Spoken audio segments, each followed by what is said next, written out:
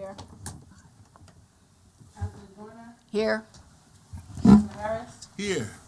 Councilor Holloway and Councilor Denson. Here. Denson is here, correct? No, she's not here. Denson's not here either. Okay. Did we get Pelham? I think this one on the phone. Not yet. I gotta. I'm sorry. It's Miss Paul. We're gonna try to get her on the phone since she's having issues calling in.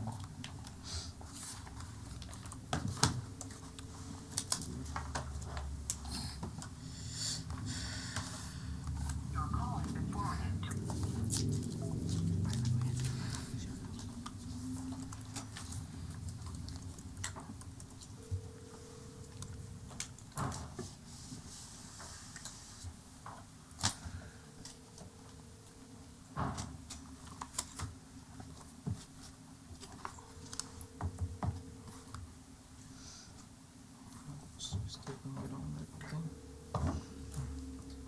All right. Well, once we get her in, we'll go ahead and do a motion to allow her to participate.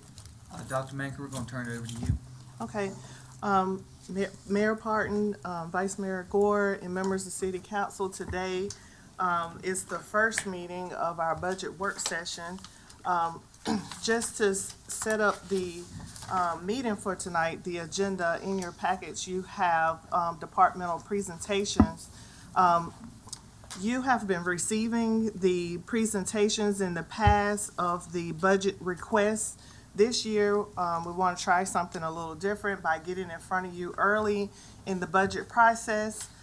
You have a presentation of 12 departments that are listed here today. Hopefully, we'll be able to get to all 12.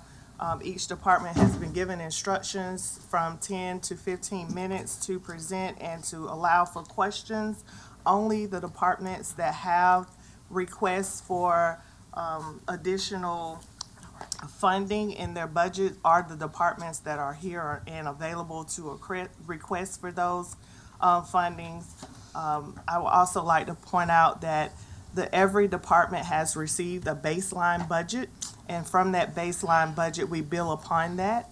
And so if there's any additional requests, we will only present to you those areas where the requests are warranted. So there are no plans to go from line by line in each department's budget.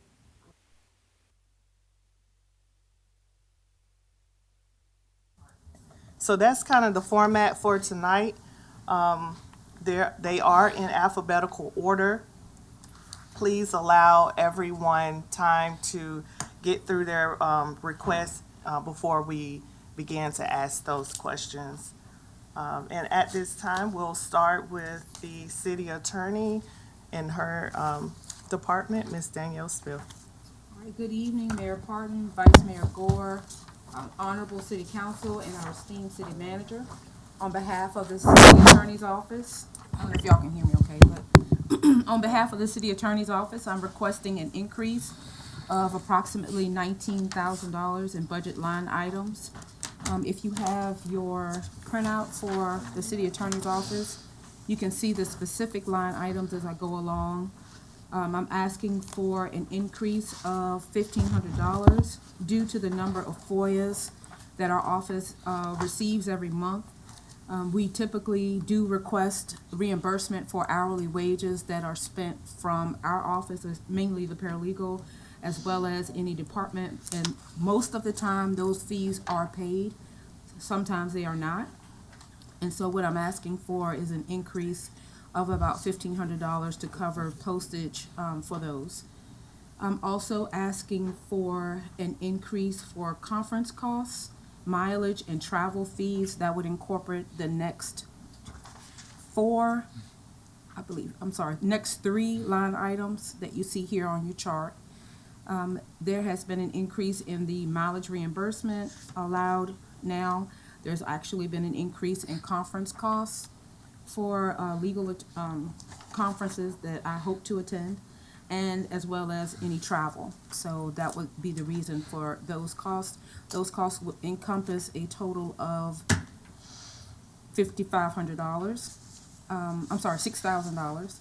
And then I'm also asking for an increase of $1,500 for office supplies, just because everything has gone up, toner, paper, everything. And so because we're technically a law office for the city, we do a lot of printing. And so we have noticed that we're using more paper, more toner, and that sort of thing. So we are asking for an increase there. The furniture expense is my largest request. It is an increase of $10,000. In my position, I've noticed that we don't have any files or any file drawers or anything like that in our office, and we maintain confidential documentation. There's a need for storage, and so that was the basis for that request, and those items were priced out as far as need to be about $10,000. Finally, my miscellaneous expense, I'm asking for an increase of $500. The miscellaneous budget as well as the furniture budget were the two line items in my office budget that were completely cut just due to cuts that had to be made. So I'm asking for those two line items to be filled again, and that brings the total for the increased request from the city attorney's office to $19,000. And I am open for any questions. I'm sorry, and I also have a handout for city council to kind of give a frame of reference to expenses that have been paid for private law firms versus the ask for our office.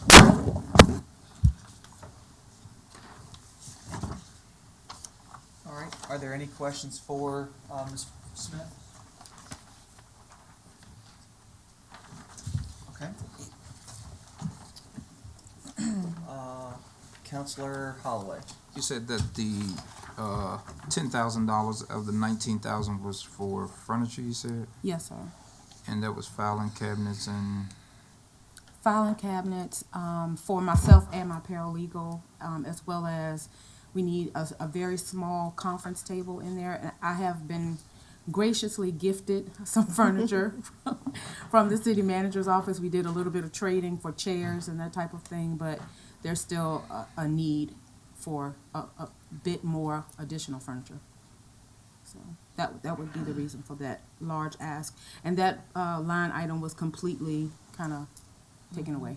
It was at zero.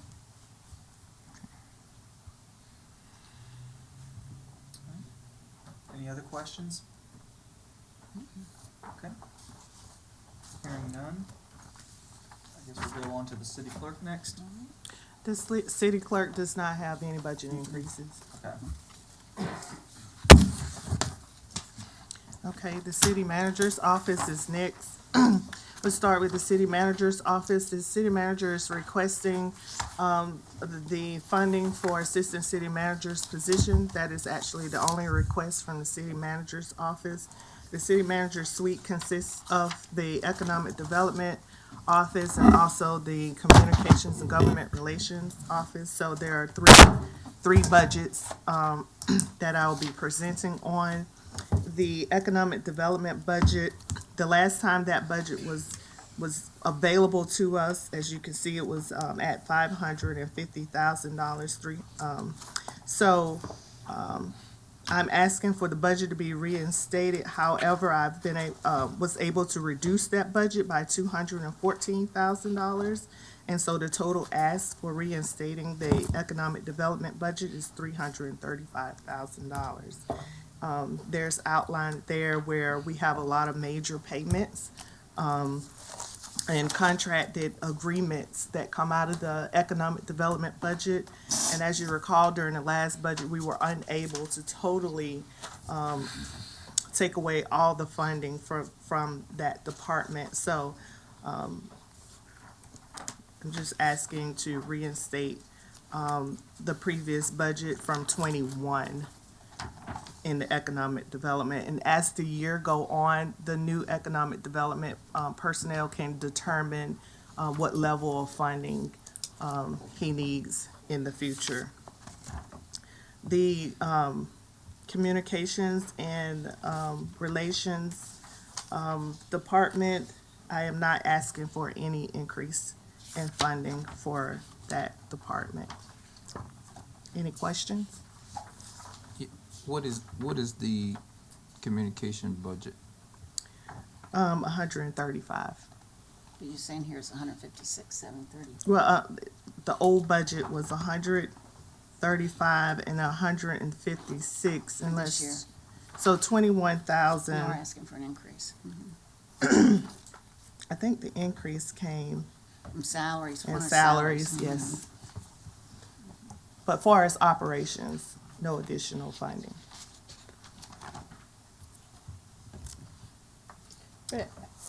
Vice Mayor Gore? For economic development budget, first of all, did we consolidate that into one budget? Because that was the issue this past budget cycle. The EDA had one, and then the economic development office had one, and the city manager's office. There's money Yes, floating it's around been different groups. consolidated into this one budget, Into this yes. one, okay. No EDA budget.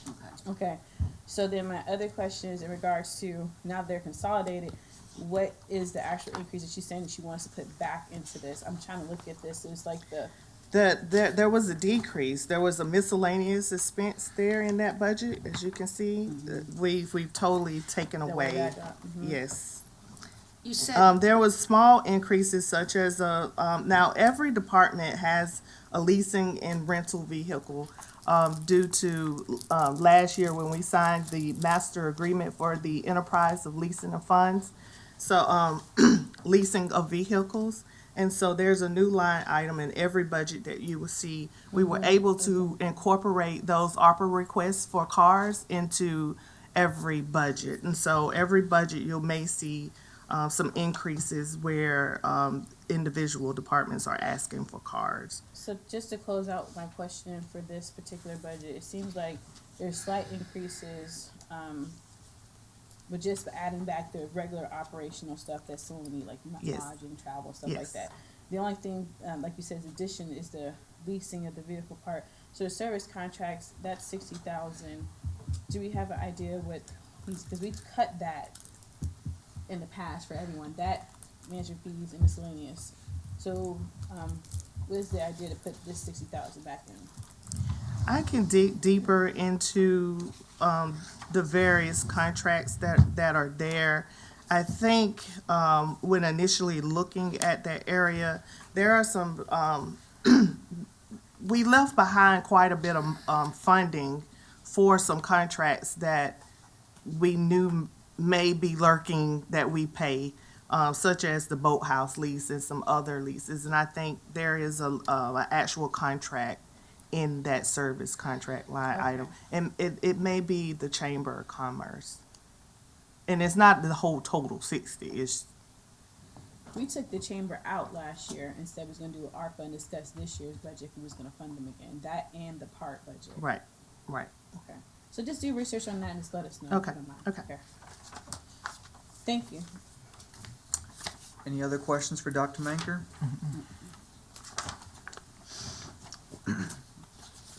And then, wait, I did have another, so I see tourism has money too, so why is that separate? It was supposed to be economic development and tourism. It is actually in Munis listed as a separate department, I think at some 'Cause it time, was prehistory, one, but we shut yes. it down. And so, it, honestly, because that person is managing both, I think he was trying to separate the funding, how much is being used for tourism and how much is being used on the economic development side. Well, just for clarity, I don't know what council wants to do, I prefer this not be here, because Okay. the position was economic development tourism that we created. Okay.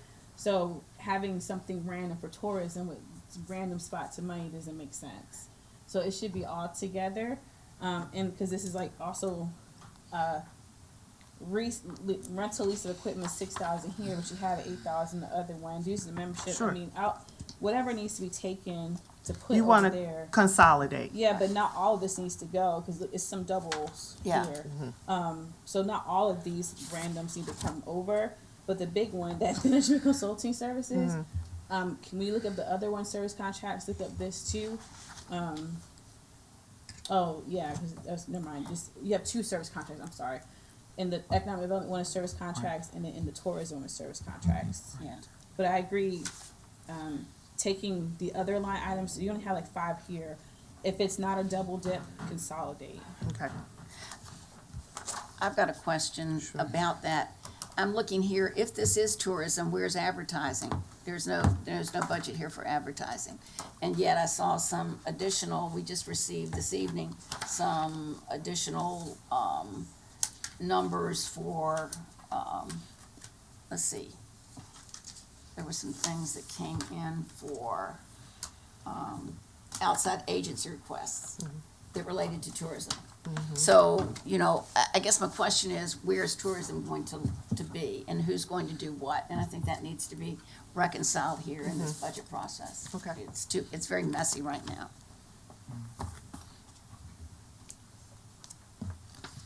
Yeah, I guess add that marketing part under your economic development.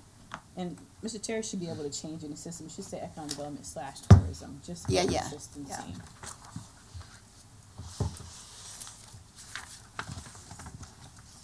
Okay, so the goal for economic development and tourism budgets is to consolidate.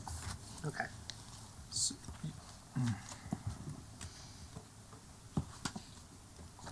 Okay, and that's all I have from the city manager's budget. Oh, I'm sorry, I do have one other question. So for Office on Youth, the budget underneath that, under the page, it's not page one, but I know we still give that to the schools. There's some increases here, like why is there increase in full-time salaries of 15,000? In the Office of Youth? Is that what this is? What's No, down here? the Office of Youth is Was total totally zero. zeroed out. Okay, Yeah. so what is Yes. this at the bottom then? That is Communications and government communications. affairs. It's on, flip the page and it's at the bottom. Yeah, the department's at the bottom. It read backwards, okay, never Yeah, mind, yeah. never mind. My bad. So if I have an understanding, we are not going to split those budgets, we're gonna consolidate them? For economic and tourism, at some point, they used to be two separate departments. Right. And that's why we have two budgets for them. But they've recently been consolidated under one department as of last year in December. But it's still in the system as two departments, which is why I kind of put dollars in each area, but I can definitely consolidate it. They're very different functions. Yeah, that's what I'm about to say, why They're are very we, different functions. Somehow there needs to be some sort of delineation, but I think when we're looking at, it's in one office, so to speak, and that's kind of why we need to. that's what I'm about to say, so even though it's in one office, that's completely two different functions that we're gonna. It's one position. When we created the position, we said, just to give people clarity, the economic development position back in the day used to be a contracted position. Then council said we want an assistant city manager position because that wasn't there at the time. So when we said, hey, we're gonna make this a city manager position, this person will do economic development as primary and assistant city manager as secondary. So that's where Charlie Dane's position came into play. Okay. And then it kind of morphed over time, so he started having direct supervision of more service lines, but that was never the intent. So his position went away, then we had nothing with economic development, right? Now, at the same time, there was concerns regarding tourism because we had the agreement with the chamber, we have the agreement with Park, but yet there was some concerns about how that was really working. So we said, okay, we have a need for economic development, we have a need to address tourism. Let's take these two needs and put them together because in most localities they are together. And said, let's create one position to do economic development and tourism. So the position itself does oversee both things. So it should be in one budget, but the line items, I mean, if you want to have something Yeah, specific, I do then think you it can needs to do be. that, That's but it what I should be was- under one pocket. Yeah. Right, Yes. right, so, okay, Yes, I but there needs to understood be that some part. delineation in the line items, so Exactly. we kind of know. And are we interested in, well, maybe not, but I think it would be sort of interesting for even perhaps the person holding the position to understand, you know, what should be the allocation of their time, you know, in terms of, you're gonna spend 25% of your time and energy on tourism versus economic development. I know they do cross over, but I'm just wondering, is there any advantage to looking at it that way? Council didn't get that far in it. Into the because- weeds, okay. No, because it's what the manager Well, and maybe let's HR see how it decide to goes, do. yeah. So it's Yeah, in that. I feel like this is his first year Okay, and that as the year go on, he'll be able to determine, what is needed for a budget, what he's trying to implement, and Right. maybe there's some costs associated with that. But for this budget, I just kind of really just wanted to reinstate what was there as a baseline before. But over time, when council sets its priorities, that will dictate his time, to your question. Yes. So as we look at, that's what I was trying to throw out there, hey, we never really agreed to fund the chamber again, nor did we agree to fund part again. We said we was gonna talk about it this year. As we talk about what that looks like, that will dictate how much time and effort he puts into Okay. those other Okay, categories. yeah, all right. All right, moving on to the Commonwealth's Attorney, Mr. Newman. Good evening, everyone. Good Good evening. evening. The Commonwealth Attorney's Office only has, 2 items. We're in need of 2 new, station printers, which we would rent for $1,800. We've asked for an increase on rental equipment, from $0 to $1,800.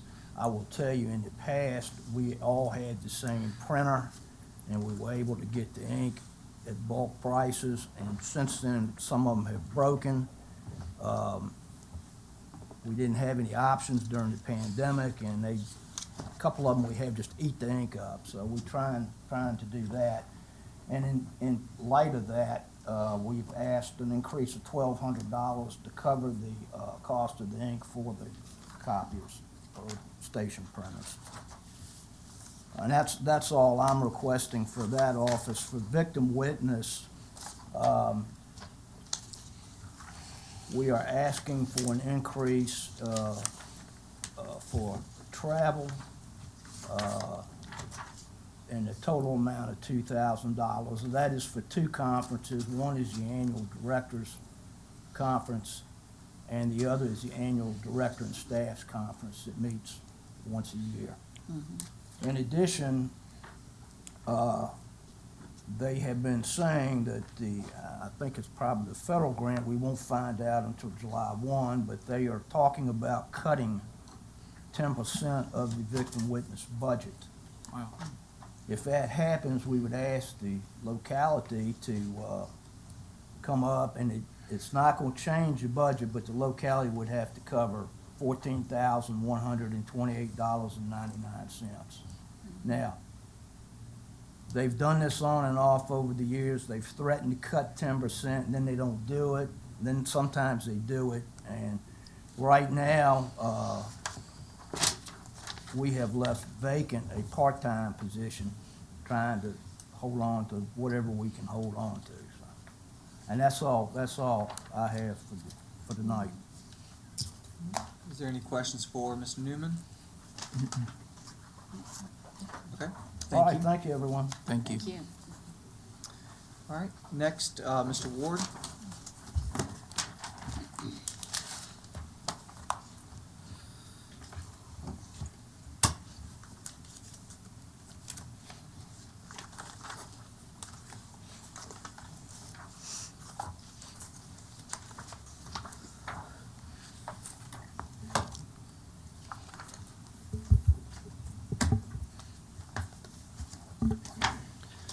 Good evening, Mayor, Vice Mayor, members of council. Good evening. Our budget in our munis system is broken out into, I guess for lack of a better word, 4 divisions. And that would be planning, building and code, GIS, and then the rental inspection. A portion of the rental inspection position is separate in the budget. So for this year, we are requesting a restoration of the travel and conference funds that were cut in in our current budget year. Over the 12 employees in those 4 divisions, that would be $7,200. And we just seek that money because attending conferences and professional development seminars we find very useful.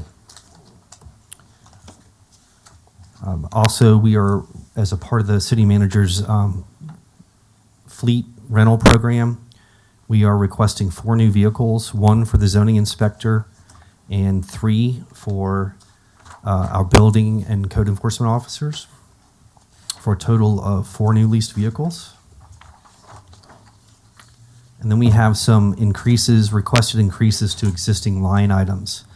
One of our service contracts, our vendor that handles all of our online GIS system, they have increased their contract by $1,500.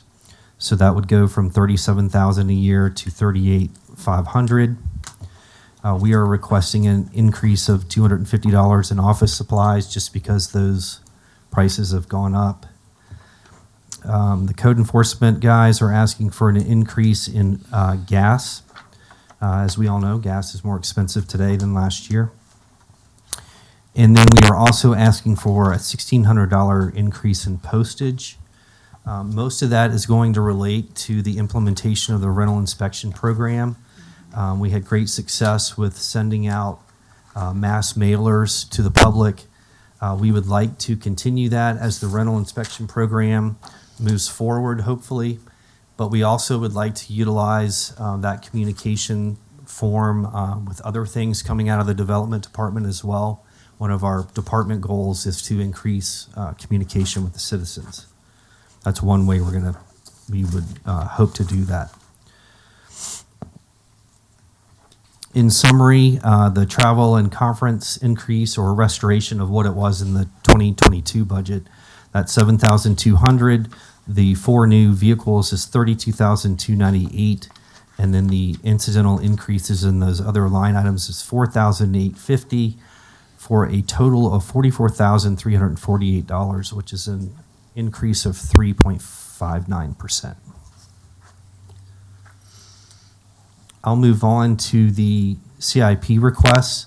I'll be doing both the CIP requests from the Development Department as well as Planning Commission.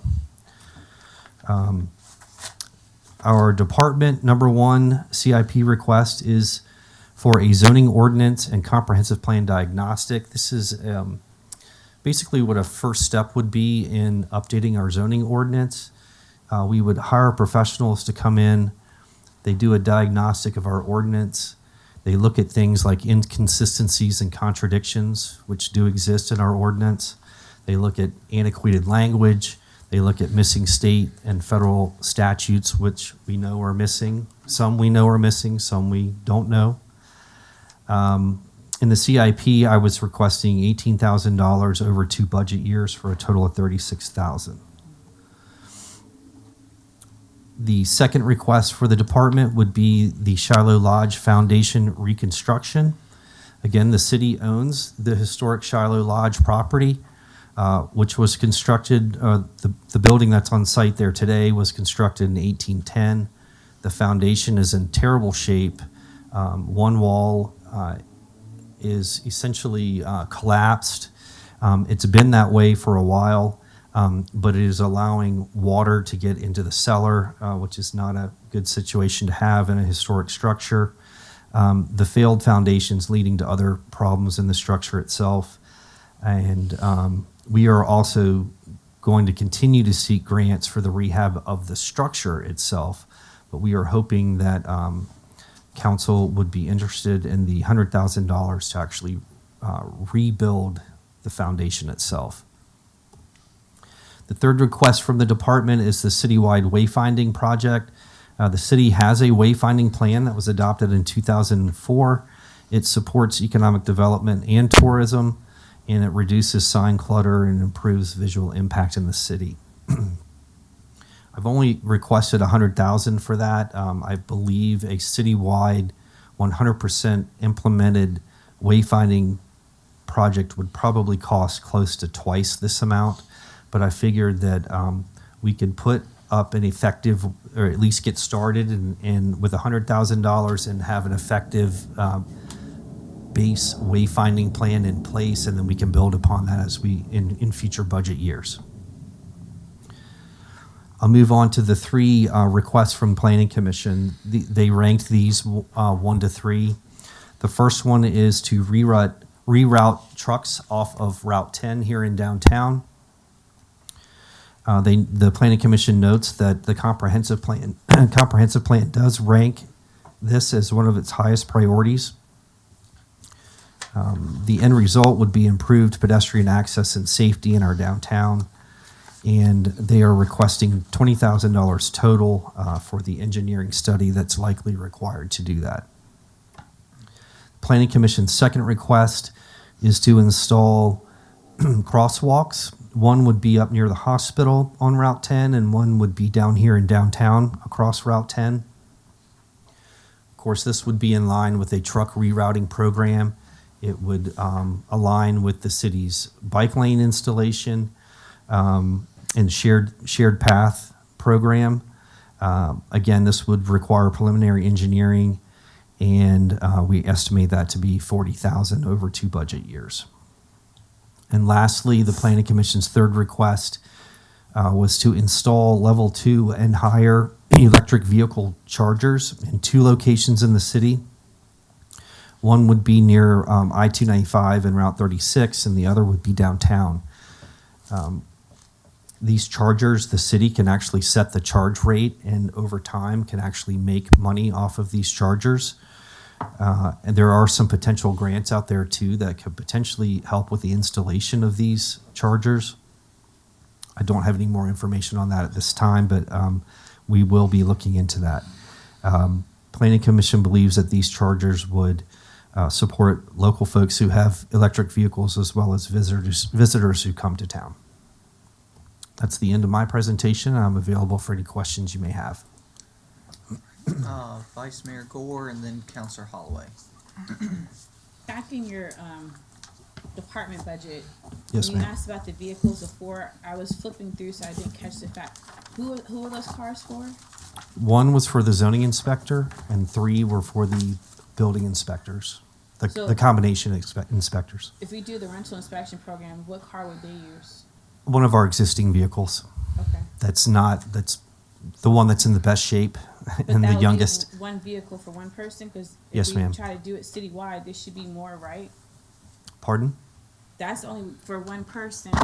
If we do, what I hope we do is a citywide rental inspection program. I know it can't be continuous with all those rules, but that at a minimum, you need more than one car to have that done. We only have one rental inspector at this time. Right. So your plans are, when you come back to council, to still ask for just one person to do the citywide project? Well, first of all, not to deviate too much, but rental inspection by state law, we're not allowed to do citywide. You have to have designated zones that cannot Right. encompass the entire city. Right. So Correct. But we can do it in different groups around the city.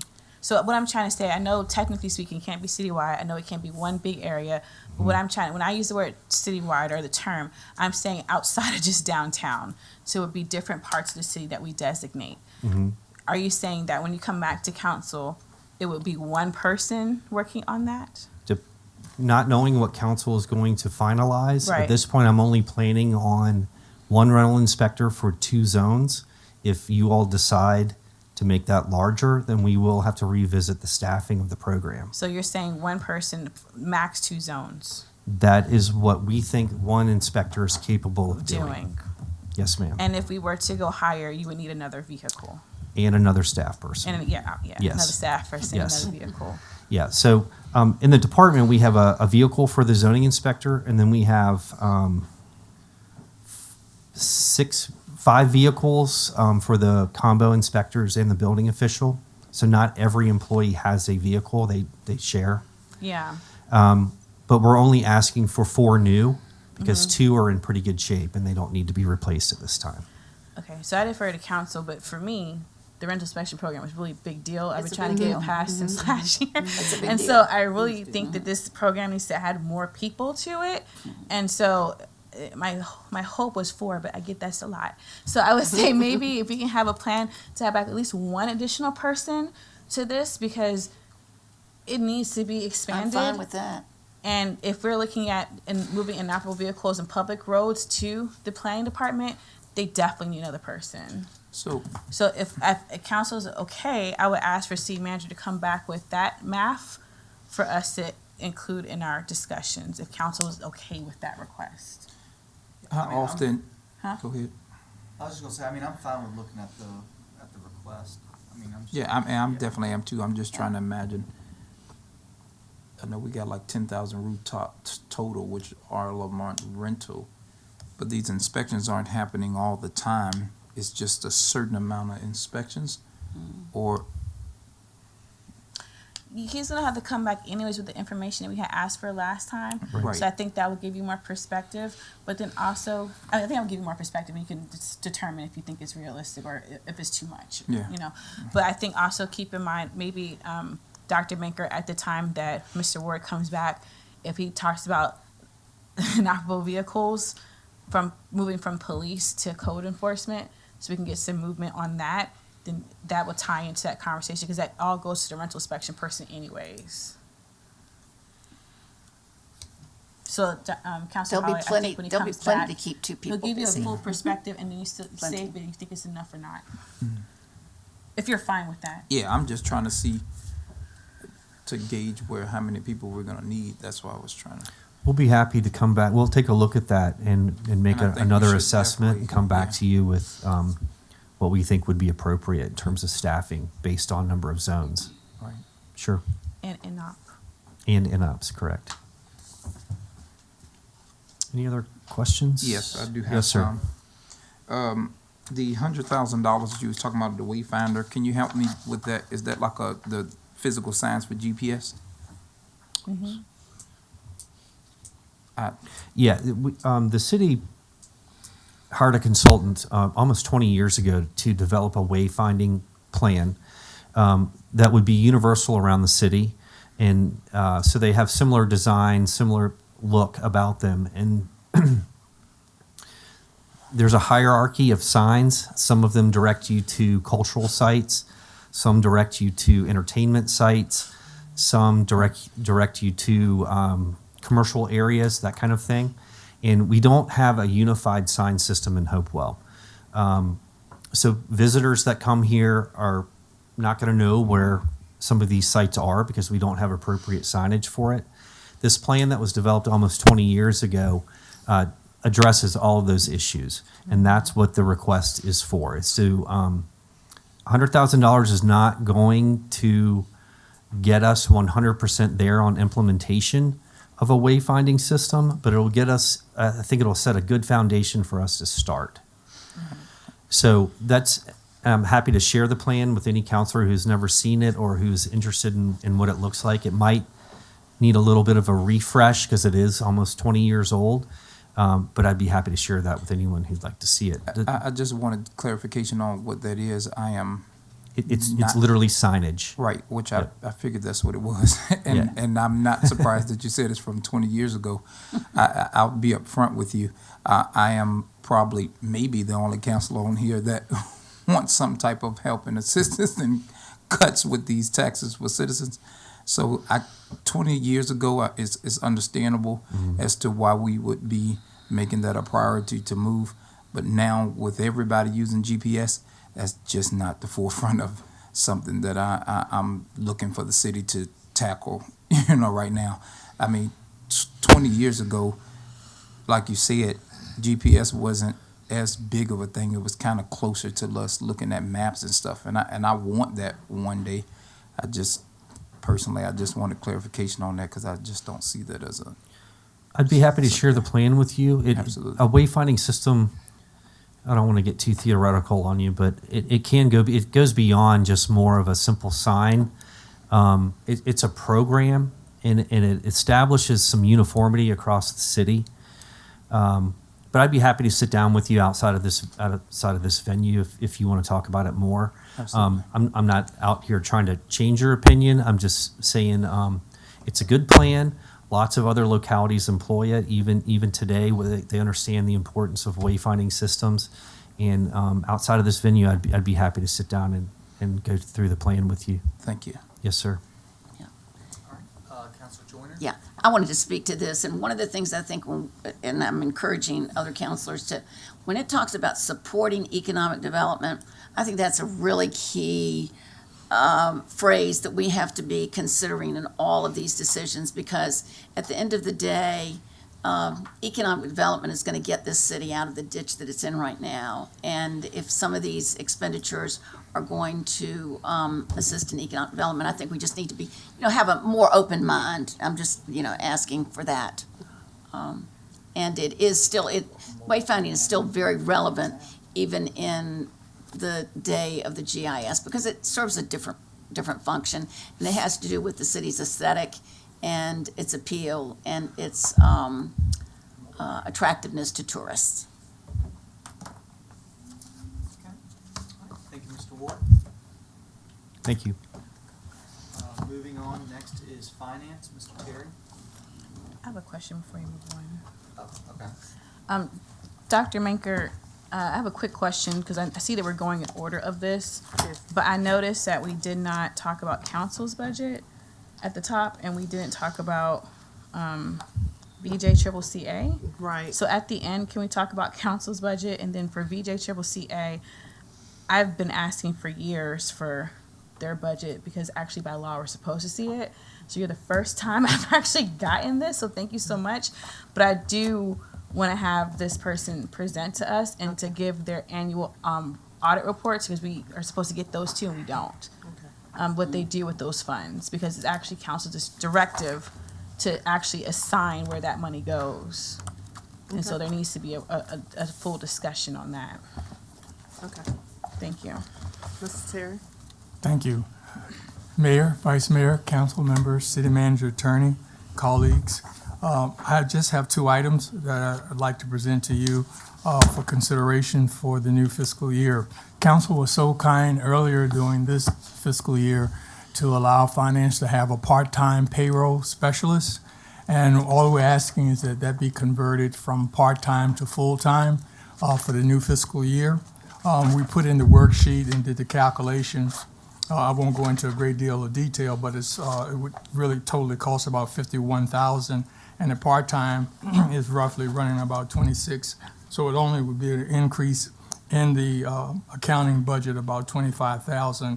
Now, on the good side of this is that the individual that we have brought on board is doing an excellent job. So we really would like to be able to have a full-time individual. And in addition to that, we do not have as you would call it, a department admin dedicated. So this individual would pick up on some of those additional responsibilities with department admin. The next item I'd like to request is that the procurement officer does not have any support. It's just one individual covering a broad spectrum of items, and we would definitely like to start out with a part-time procurement assistant. And some of you know and some of you don't know, to support things that go on outside of finance, we have also begun to provide some additional support to CSA as it relates to their purchase order and things of that nature. So for the initial year, we would just like to be able to bring on board a part-time assistant procurement officer. And that's it for finance. All right. Is there any questions for Mr. Terry? Yeah. Oh, okay. Yeah. Councilman Is it Gordon? working? Is it working? Is it Seriously? working? I can't see it Your because my light's not lesson. on right now. It's not? Now it's on. Okay, it has to, I have to press, okay, all right. Okay, would it be possible, these are such large salary budgets, to get a little bit more detailed breakdown in a salary budget worksheet, just, It should numbers? be in your package. I don't think it is, maybe it's, is it way It's, back there? it's only for the requests. Oh, I see, So it's okay. not for everyone that's in it. So Yeah, every, I'd like to- everybody. I'd like to know how, this is a big number, 400,000, 351. I'd like to know how that breaks out. Yeah, we can do that in the Yeah. finance committee. Okay, all right, okay. Yeah. All right, but for the budget, I'd just like to know that. Okay. Yeah, Thank we you. can get you that, no All problem. right, thank you so much. Yes, ma'am. All right. Vice Mayor Gore? I just want to make sure I understand you correctly. This part-time position that you're asking for, this is for procurement or is it for payroll? Procurement. Okay, and in the plan that we supported to get everything caught up and to bring your department whole, this position wasn't a part of that? No, ma'am. Okay, so what changed to add this on now? what changed is that we always had just a procurement officer, and the load is getting heavier that where we are right now.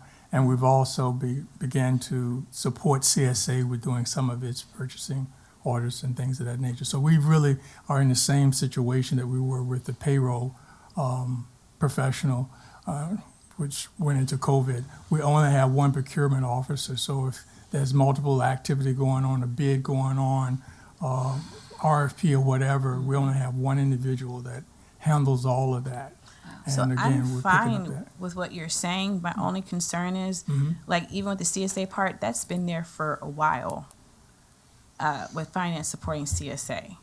So, I'm not sure how that has changed now. It has with it's the- definitely changed. It's changed, okay. Yeah, with I the- will tell you it has changed because originally it was not there. Originally, we did not provide that level because they Well, were supposed to You take said it that over. level. That level, CSA has went from 34 kids to about 52. Okay, so And so there's that's- more paperwork in financial processing per than was child. before Yes. now. Yes. Okay. So this procurement person, if we give it to you, will be somewhat designated to help CSA as one of their primary functions. Part of, yeah, it's part of what they would be doing. And Okay. again, this is part-time, this is not a full-time individual. Right? So that, you know what I'm asking that question for. Okay. All right, cool. Thank you. Okay.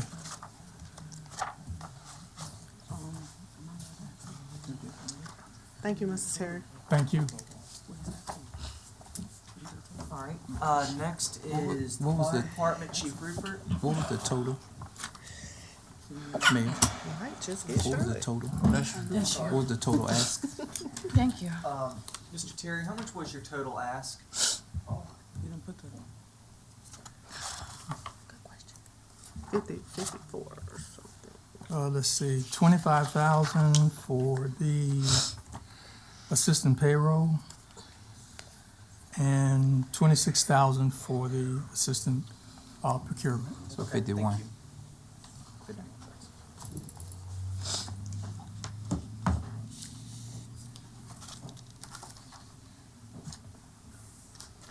All right, Mayor Parton, Vice Mayor Gore, members of council, I appreciate the opportunity to present my budget tonight for the fire department. I thought I'd start out, first of all, as I was putting the finishing touches on this presentation tonight, we had this call this afternoon. That used to be a SUV. We had to, it was on fire. The individual was severely injured. They were med-flighted out of Tri-Cities Hospital through Air Care Eagle. The fire was extinguished and the incident was turned over for the record to take care of that. I only bring that up because I think sometimes when we're in this kind of environment and we're talking numbers and we're talking about budgets and those kind of things, I think sometimes we forget about what it is that we do in the fire department.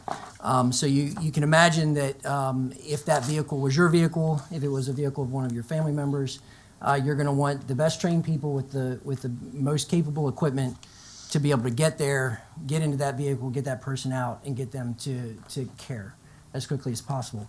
And so everything that I'm going to present to you tonight is all about that. That is what it is that we do. So first, I just want to talk a little bit about our personnel. I'm not going to ask you for any personnel, for any operational personnel tonight. No firefighters or EMTs, paramedics. But I cannot I can't get up here and not mention that. The NFPA standard for that is 16 as a minimum response on a standard house fire. We have 13 minimum staffing. 3 of those can be whose primary function is medics. So 10 firefighters show up to a standard house fire.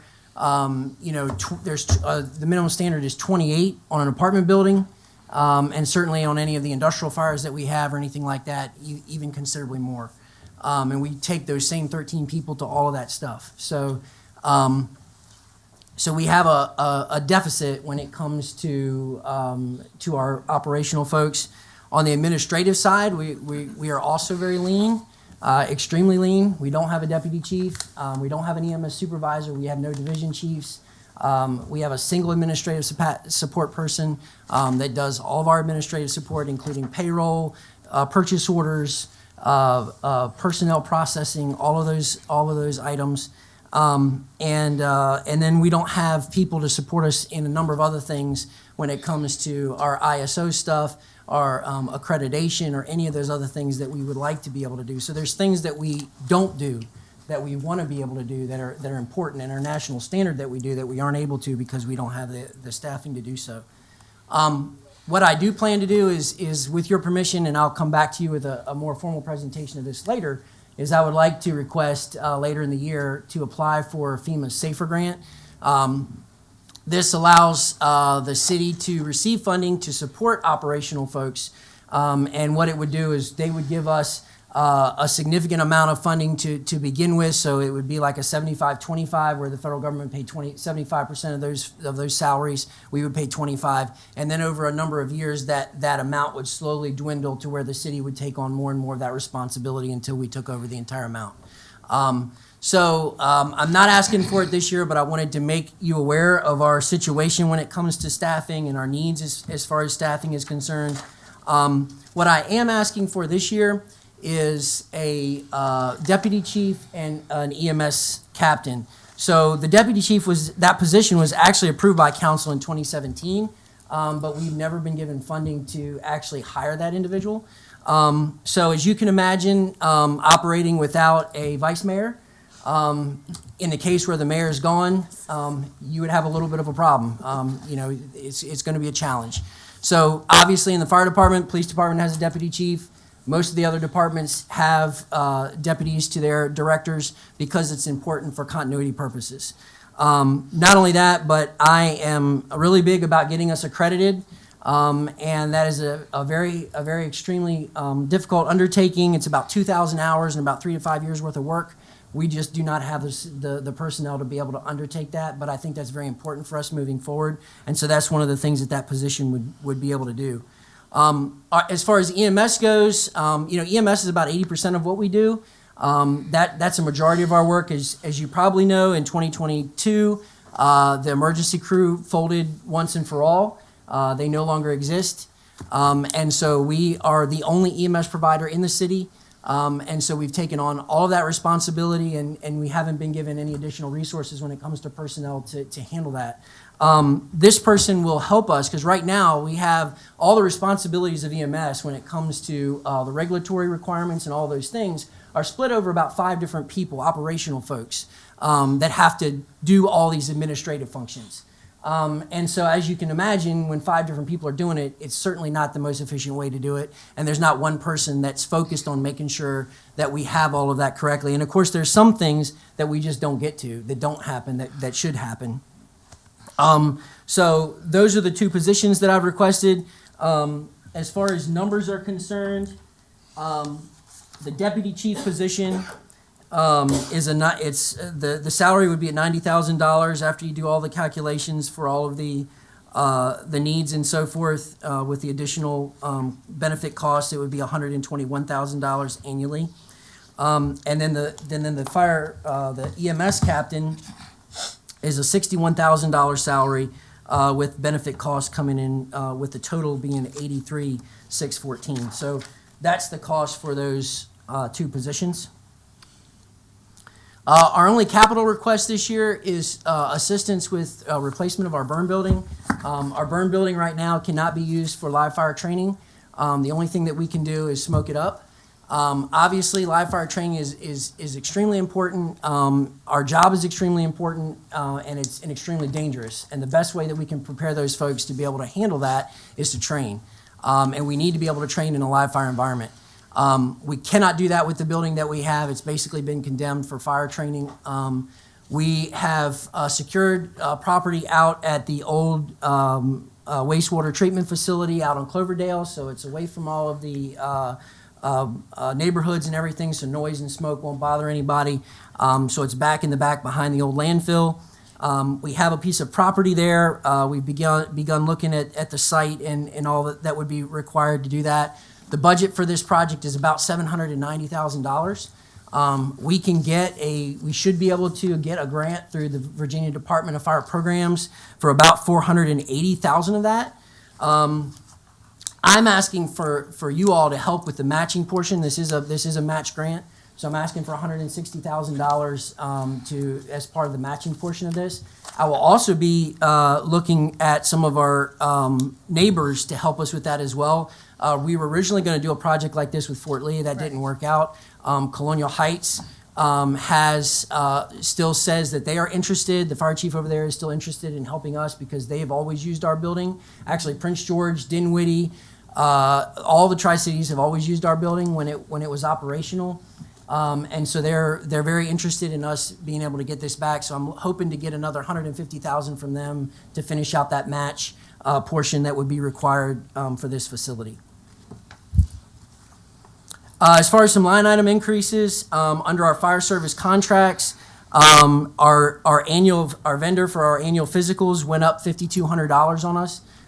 So next year's physicals will be $5,200 more than they were this past year. Also, our hose and pump testing vendor also went up on us by $2,400. So those are just two costs that we just, there's nothing we can do because they've increased their costs on us. I've also asked for $10,000 for mental health for our members. The police department has a budget for mental health for police officers, and it allows police officers to go and seek assistance for mental health, and it also allows them to have a practitioner that can come in after a bad call and assist them with that. We currently have nothing in our budget for that, so and we have found the city's REACH vendor to be sorely inadequate when it comes to the needs of fire and EMS. We've already had a very bad experience with them. They're just not prepared for the type of stuff that we experience in fire and EMS as well as police. I had also originally asked for $60,000 for DCAN data analytics. This is a analytic provider. It's basically software. It takes all of our data, puts it into there, and then it can give us some very specific information about the deployment of our resources and can help us improve our response times as well as the deployment of where our stuff is. So, for instance, the police department has a data analyst. That position, if we were to hire somebody like that, would probably cost the city about $90,000. I've secured grant funding for $50,000, the initial $50,000. So what I'm asking you for now, originally my request included that, but I've since then found grant funds to be able to cover that initial cost, is the $10,000 annual fee to maintain that. And what that does is that gives us, we constantly feed our data in, and then they can constantly give back to us anything that we ask them for, as far as, and their analysts are at our beck and call, as far as we can reach out to them and ask them for reports that talk to us about the best way for us to deploy our resources and how we can improve our response times and things like that. So the $10,000 ask, in your original packet, you saw $60,000. This would be a reduction down to the $10,000, which would be the annual reoccurring cost. Next would be vehicle maintenance. I'm asking for $4,000 only because over the last 5 years, that's the difference between what our budget is and the average of the last 5 years. As our two engines and our Quint continue to age, the cost of maintaining those just continues to go up as more things break. So I can definitely see that we're going to need more money in that line as we move along. Under our telephone, fax, video line, Station 2 had an equipment upgrade that was required. This past year, IT contacted us and let us know that they had to upgrade the equipment. In order to upgrade the equipment, they had to upgrade the service, which is going to cost us an additional $800 this coming year. Vehicle leasing is $15,595 or $594. That gets us 2 additional vehicles, and that went down. Again, my original request was for 30. I found some grant money to be able to purchase 2 vehicles. So that my request went from 4 vehicles down to 2. So where my original request was $30,000, it's been reduced to $15,594. Vehicle fuel under fire, $1459, and again, that's just the difference of the average of the last 5 years. And then EMS vehicle maintenance has also consistently gone over budget because of the situation that we have with our ambulances. So I'm asking for a $10,000 increase on that, again, just because, that's the average of the last 10 years, or 5 years rather. Emergency management service contracts, you may remember we cut $10,000 from emergency management service contracts for Code Red. We now have Civic Plus. We were given a certain part of that functionality as part of the website upgrade. But then there was additional costs required for us to be able to do additional customization. So this coming year, there's going to be an additional $10,000. So we just asking for that back in the budget. We thought we could save it, but it appears that we're going to be right back to where we were at the same cost. A couple one-time things as well. $10,500 for SCBA bottles. We have 10 bottles that are going out of service this year. They have a 15-year life, and they're going out of service this year. We've applied for a $364,000 grant to replace all of our SCBA's.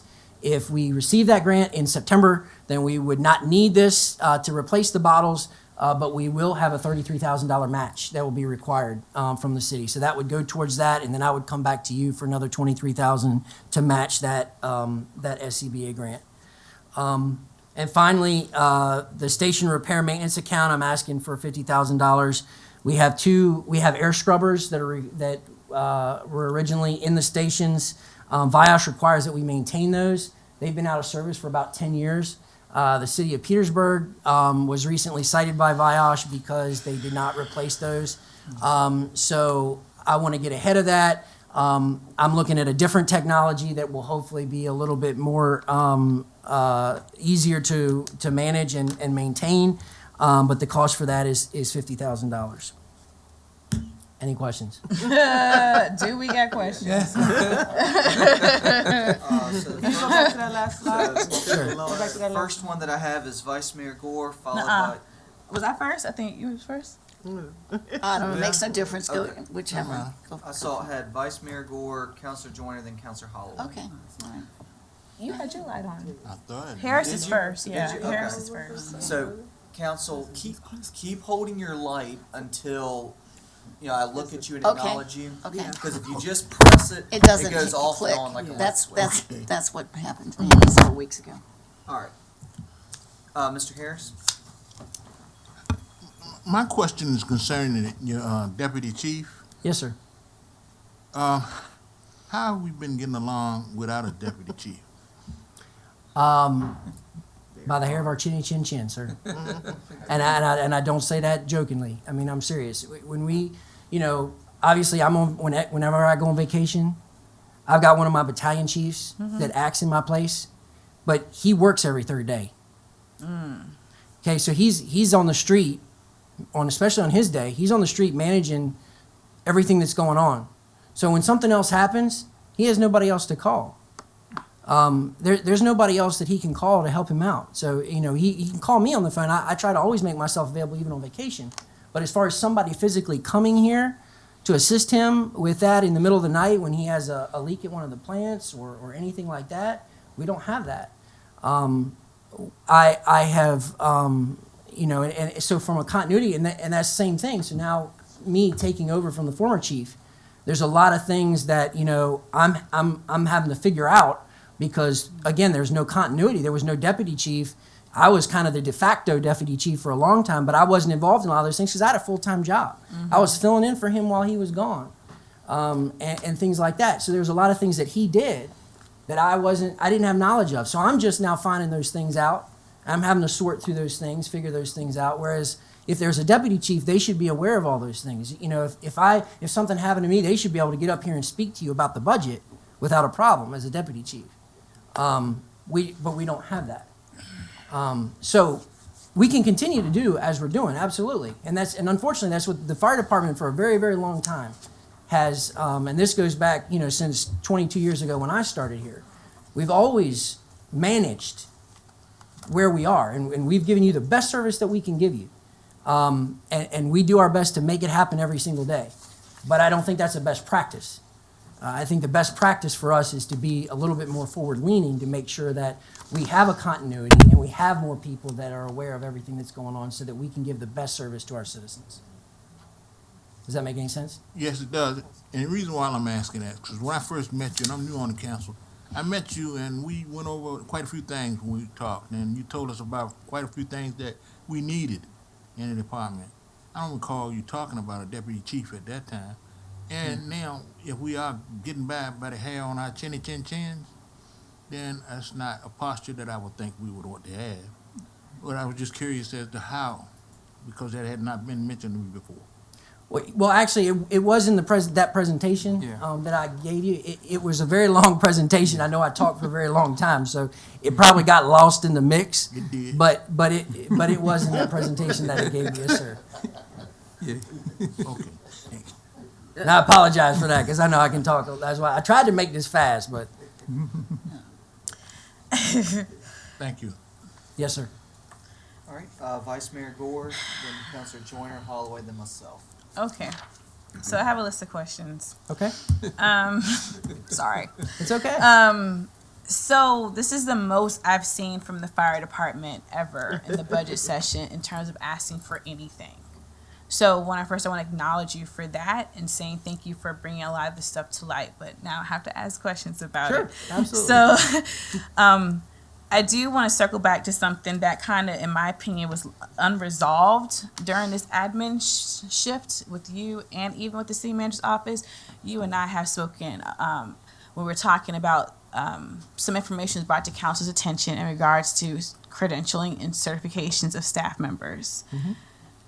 The position that you're asking for kind of fits into that area that needs to be addressed, but I do still want closure in terms of that everyone, you don't have the answers now, you can give it to the city manager as a memo. Did everyone get trained to the positions that they're hired at? Because that was an issue for me. Can you give background for some of us? I can just speak in general terms to say that there was some concerns brought to council's attention, Okay. and in looking at those by a third party person, what was brought to light was that some people were in positions in the department that did not meet the minimum qualifications. Okay. And there are some people in positions that did not have the proper credentials to still stay in those positions. And so what we had asked for was a review to say, hey, send this person to class now to get what they need. And if it can't be resolved with the class because they're literally in a position they shouldn't be in, we need a plan to fix this. Right. And it was a directive to the manager, so we passed over to him, but there was a little stuff going on in terms of the direction, so that's why it was kind of didn't really get resolved. And so I want to if you can give Dr. Manker that update. I can tell you now, it's completed. So in fact, the last class, from my understanding, and I'll go back and check it all, but certainly the last course that was required by the last individual was completed only a couple weeks ago. And he came in my office and told me he had completed that. So we're still waiting on all the certificates to come in and all that kind of stuff, but all that training has been completed. Well, I'm very grateful for that. Thank you for taking the lead and getting that caught up. Just confirm again, but thank you so much, because as we talked, that was really, really concerning for me, and I felt like it was getting lost. So thank you for taking care of that. To piggyback off of the questions that Councilor Harris has, well, your deputy, if you were to get the deputy chief position, why couldn't that position's role oversee some of this instead of making a new EMS position? Why can't that be part of their duties? It's kind of like how I described earlier with the assistant manager having the lead on economic development. Why couldn't the deputy chief have the lead on this EMS part? I can't say that absolutely couldn't happen. What I can tell you is that EMS is really so the skill set for somebody that's a deputy chief is not necessarily the same skill set for an EMS person. The management part, yes, absolutely. However, what I'm really looking for in this EMS captain is somebody that is really the champion for EMS in the department. They do the research on the best and greatest equipment that we need to be operating with. They are our liaison to our operational medical director. They're liaising with the hospital on the patient care reports that we get back, of patient outcomes, to making sure that we're getting the best patient outcomes. So that you're we trying can to get. create, when I say this, I'm not being funny, you're trying to create more quality assurance and care improvement with those. Okay, that gives me clarity. So then along those lines with the Medicaid reimbursement program, I always ask about, hard to ever get a number on that. Are you tracking where we are? Because we council created a whole position to do this Medicaid, and might have it wrong, Medicaid reimbursement for the fire department. Your money's going to a separate line. Where is that at? Like, is someone still in that position? Are we seeing improvement? Because we got rid of a whole contract to do this, and every time we ask about it, again, I know you haven't always been in this position. I'll clarify that, but we can never get clarity on. It's always, oh well, it's always a reason why we can never get an update on what happens with that position. So I can tell you that position for a number of years was a revolving door. We had 3 different people that tried to fill that position, some of them more successfully than others. And what we eventually did before I took the position was reverted back to almost a kind of a half and half. Essentially, we've gone back for the actual billing portion to a vendor. So the vendor that actually takes care of our reporting, they do the billing portion of it. We have a part-time clerk that comes in and does all of the deposits for us. So we didn't want the fox to be guarding the hen house, so to speak. So we did, because the vendor takes a 5% cut of anything that we bring in. The way they wanted it and the way it initially started was they took that off the top, and then they sent us the rest. But they were making the deposit in a bank account that then the treasurer could access and pull the money down. So I guess it's a question you can't ask. I asked city manager, talk to the finance director, or to do some research, because we were not aware that happened with the position we created. So I want to know, where is the funding to cover that contract? How much are we paying for that contract? What happens to the position money that we put aside for that position to do that job? So I asked Dr. Manker to bring us up to speed on that. I'm not going to direct it to you because, you don't. I have 3 more questions and I'll be done. Okay. I'm glad you mentioned Fort Lee, because I wrote that down, Fort Lee.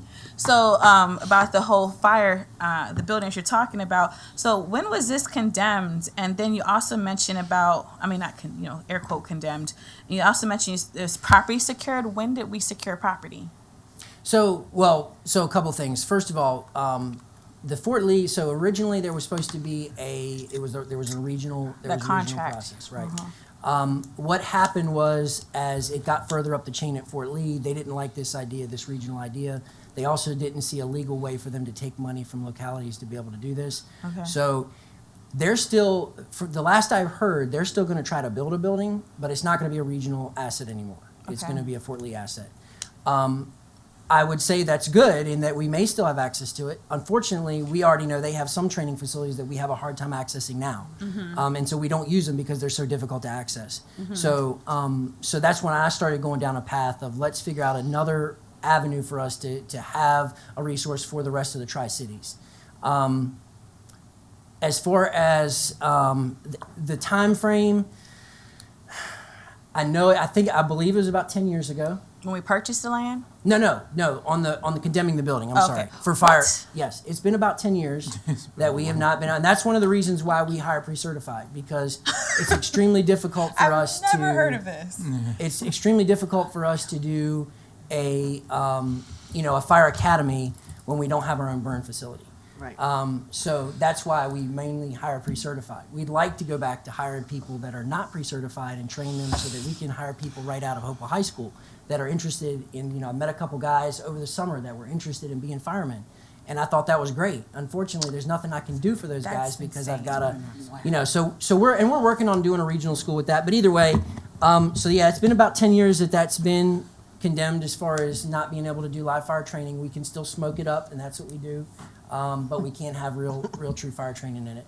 The last question, what was the last question? I'm sorry. Well, it was, when did you secure property? Oh, right. So it's city-owned property. It's already city-owned property. Oh, okay. So, yeah. Say no more. I was like, well, Yep. we bought property. Nope. All right. So then my last 2 questions, the DCAN data analyst, you said that's like a group that does your data that you would like to work with, and then it's like a outsourcing type of thing to get the analytics that you're looking for. My question is, what do you do now for that question that you're asking to fill? We don't have it. So we don't. So for instance, a perfect example is the new station, location of the new station. That was a swag, right? We're going to find a location and the impact of that station on response times. Yeah, because I know Ward 4, ours went up a little bit. right? Yeah. So. Okay, so we can give you anecdotal information of Yeah. how we think based on looking at the map and, whatever, what that impact's gonna be. What they do is they actually put all of our call data in there, and they can actually show us on a map exactly what it's gonna do. And we can see areas that are gonna go from a 3-minute response time to a 5-minute response time, or whatever that change is So gonna be, basically, you based don't on our have- historical You data. don't have this support right now whatsoever. Correct. I have no Okay. one to do data analytics on all of our call So when data, you and that's guys give actually us important stuff, for our. it's guesstimating. Not trying to be mean, it's guesstimating. This like when you guys. Okay. Correct. So my last question, I don't want to keep it. So SCBA, what is that? I I'm was sorry. confused about your whole bottle thing. I should was have confused. I should have put the spelled it out. That's our self-contained breathing apparatus. Yeah, but I mean, what were you trying to say? You said something about 10,000. If you go to that slide, please. And then at Yes. the bottom it says something about 300. I'm like, what are we doing here? Because that was confusing for me. So let me see if I can find. Yeah, it. right there. So those bottles last about 15 years. Mm-hmm. Over the course of the 15 years, they have to be tested 3 times. Every 5 years, they have to be tested, and then after 15 years, they have to be thrown away. We have 10 bottles that are coming up on 15 years. They're going to be useless. We're going to have to replace those. They're about $1,000 a piece. I don't have that in my budget to pay for those. And coming up this year, when they go out of service, we won't have spare bottles. What I'm trying to do, and again, I put in for a grant through FEMA to replace all the packs completely. Okay. That will include the bottles. They actually come with a pack and a spare bottle. If that's the case, then I won't need I'm going to wait until September when we find out to make a purchase. I'm not going to buy a bunch of bottles that aren't going to fit our new packs. If we get the grant, then that $10,000 would go to the $33,000 that's the required match. So I'd be coming back to you for another $23,000 for the rest of the match, but you'd already have $10,000 in the budget. If we don't get the grant, then we'll replace the 10 bottles that we need in order to continue our operations. Okay, well, thank you. I'll defer to council. I just want to say I'm sorry that this is all that you have to do to bring the department up to where it should be. But I thank you so much for taking the time out to really go at this level in detail to bring us up to speed on this stuff and to really care about what the department needs in order to be where it can go. Hats off to you. I think you did a great job. Thank you. Thank you, ma'am. All right, Counselor Joyner? Yes, I had, one of my questions was the SCBA, but what is REACH, R-E-A-C-H? And that had to do with mental health. What is agency, So- what does that stand for? Right, so that's the city's assistance for Okay, a I mental know it. assistant, Yeah, you know, I'm the so new kid if on I'm the having trouble at home and I'm having trouble at work, I can reach out to Reach. Okay, and that's they what can it give is. me some guidance and All help. right. So we used that vendor once last year. Okay. And it was a little disastrous. Okay. Because they're just not prepared. A good example is, I've heard stories of, a fireman or an EMS person or a police officer going into a regular mental health professional, talking to them about the things that they've experienced, Sure. and they're crying by the time the thing is Right. done. So Of course. it really takes a special person that's specially trained to be able to handle some of the things that Okay. we deal with. Okay, sounds good. When we went through, and I want to echo Vice Mayor Gore's comments, this is fantastic.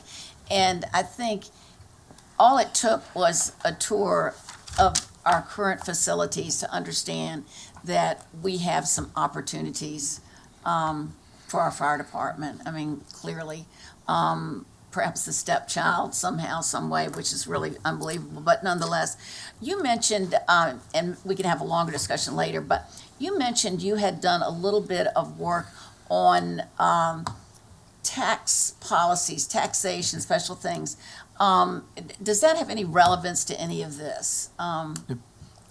So what I will say is, and I put that on hold because the General Assembly is actually in the process of looking into some more permanent, long-term funding for fire departments. Yes, okay. And so this would have been a kind of another avenue that would be looking at that same thing, but for us, on how we could look at sales tax. Yes. And just like Chesterfield and the triangle down there, the historic triangle have increased their sales tax to Yes. to support certain things. Yes. There's certainly a history of this in other states that have done it for public safety, and I thought it might be an opportunity for us to look Yeah. at funding, because I know our stuff is expensive. But you're just gonna hold for right now. But I'm holding because I want to see what comes out of this, because the General Assembly was having a discussion about finding a funding mechanism for fire departments.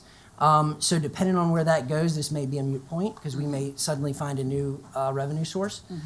If not, I'm still doing the research and I'm Okay. prepared to come back to you Okay. with some options on how we might be able to look at that. And in terms of accreditation, I mean, we're currently not accredited, okay? Yes, ma'am. And to be honest with you, there's a lot of fire departments are not. So Right. I don't want you No, to no. think either that Sure. we're the outsider in that. In fact, there's actually relatively few fire departments that are accredited. However, for me, as far as professionalism and making sure that we are doing everything by a national standard, I feel like that's important. I know we have a lot of work to do when it comes to our SOPs, our SOGs, that have been left because of our lack of administrative support. And so a lot of those have just been left on the shelf and they're old and they're antiquated and they're not appropriate. We're trying to change those, we're trying to improve those, but it's a little bit at a time because we don't have enough support. If we go through the accreditation process, they're going to look at every one of those things, and they're going to show us what that national standard is, and going to make us come up to that national standard when it comes to all those things. And that's one of the other things. I don't want to go through a lot of work updating all of our stuff and not be where it needs to be as far as from a national standard perspective. Exactly. Before I close, I want to say I went on a wonderful tour today of Virginia American Water Company, and those gentlemen had incredible praise for our fire department, and they were just highly complimentary. So it made me feel good, and I wanted to pass that on. But you've done a great job here. Thank you so much for all you've done. Really appreciate it. Thank you. Counselor Holloway? Good evening, and thank you again. I tell anybody before I moved by the fire station that I used to think the fire department may have went out like 10 times a week. Then I found out living right in front of it goes out like 10 times a day. And I can say, living right there and watching them guys, that you can hear when the dispatchers call them in, and they literally respond within seconds. I'm like, they are out of the door, no delays or anything, and I absolutely want to salute you all for that, incredibly. And to ditto what Vice Mayor Gore said, thank you for the in-depth presentation, as he did for Councilor Joyner and Councilor Harris and I. Gave us a lot of this information already. So again, thank you, because the clarification leaves us without wondering or questions to support something else when there's so much need in your department. Now, you were talking about this burn building, which I was told before by the past chief that it was basically out of commission for almost 10 years. And then you had mentioned something about a school. Now, if we share this facility and the city takes on the responsibility of matching that grant and paying that $160,000, is there any way to implement some type of schooling, I guess, and charge a fee for other surrounding departments to help with cost or maintenance or whatever is necessary? That's definitely a possibility. Like I said, I'm hoping to actually get another $150,000 from Colonial Heights. Right. In that case, obviously, I wouldn't be asking for them because they're Absolutely. putting the same skin in the game. But certainly those that are outside of that, one of the things that I have to do and that I plan on doing before I submit my application is actually getting an MOU signed by all of those around us to show that cooperation and the support of the project. And certainly for those that don't put any money in the pot on the front end, that's certainly a possibility, and that has been done in the past. So we could certainly look at that as a fee for use.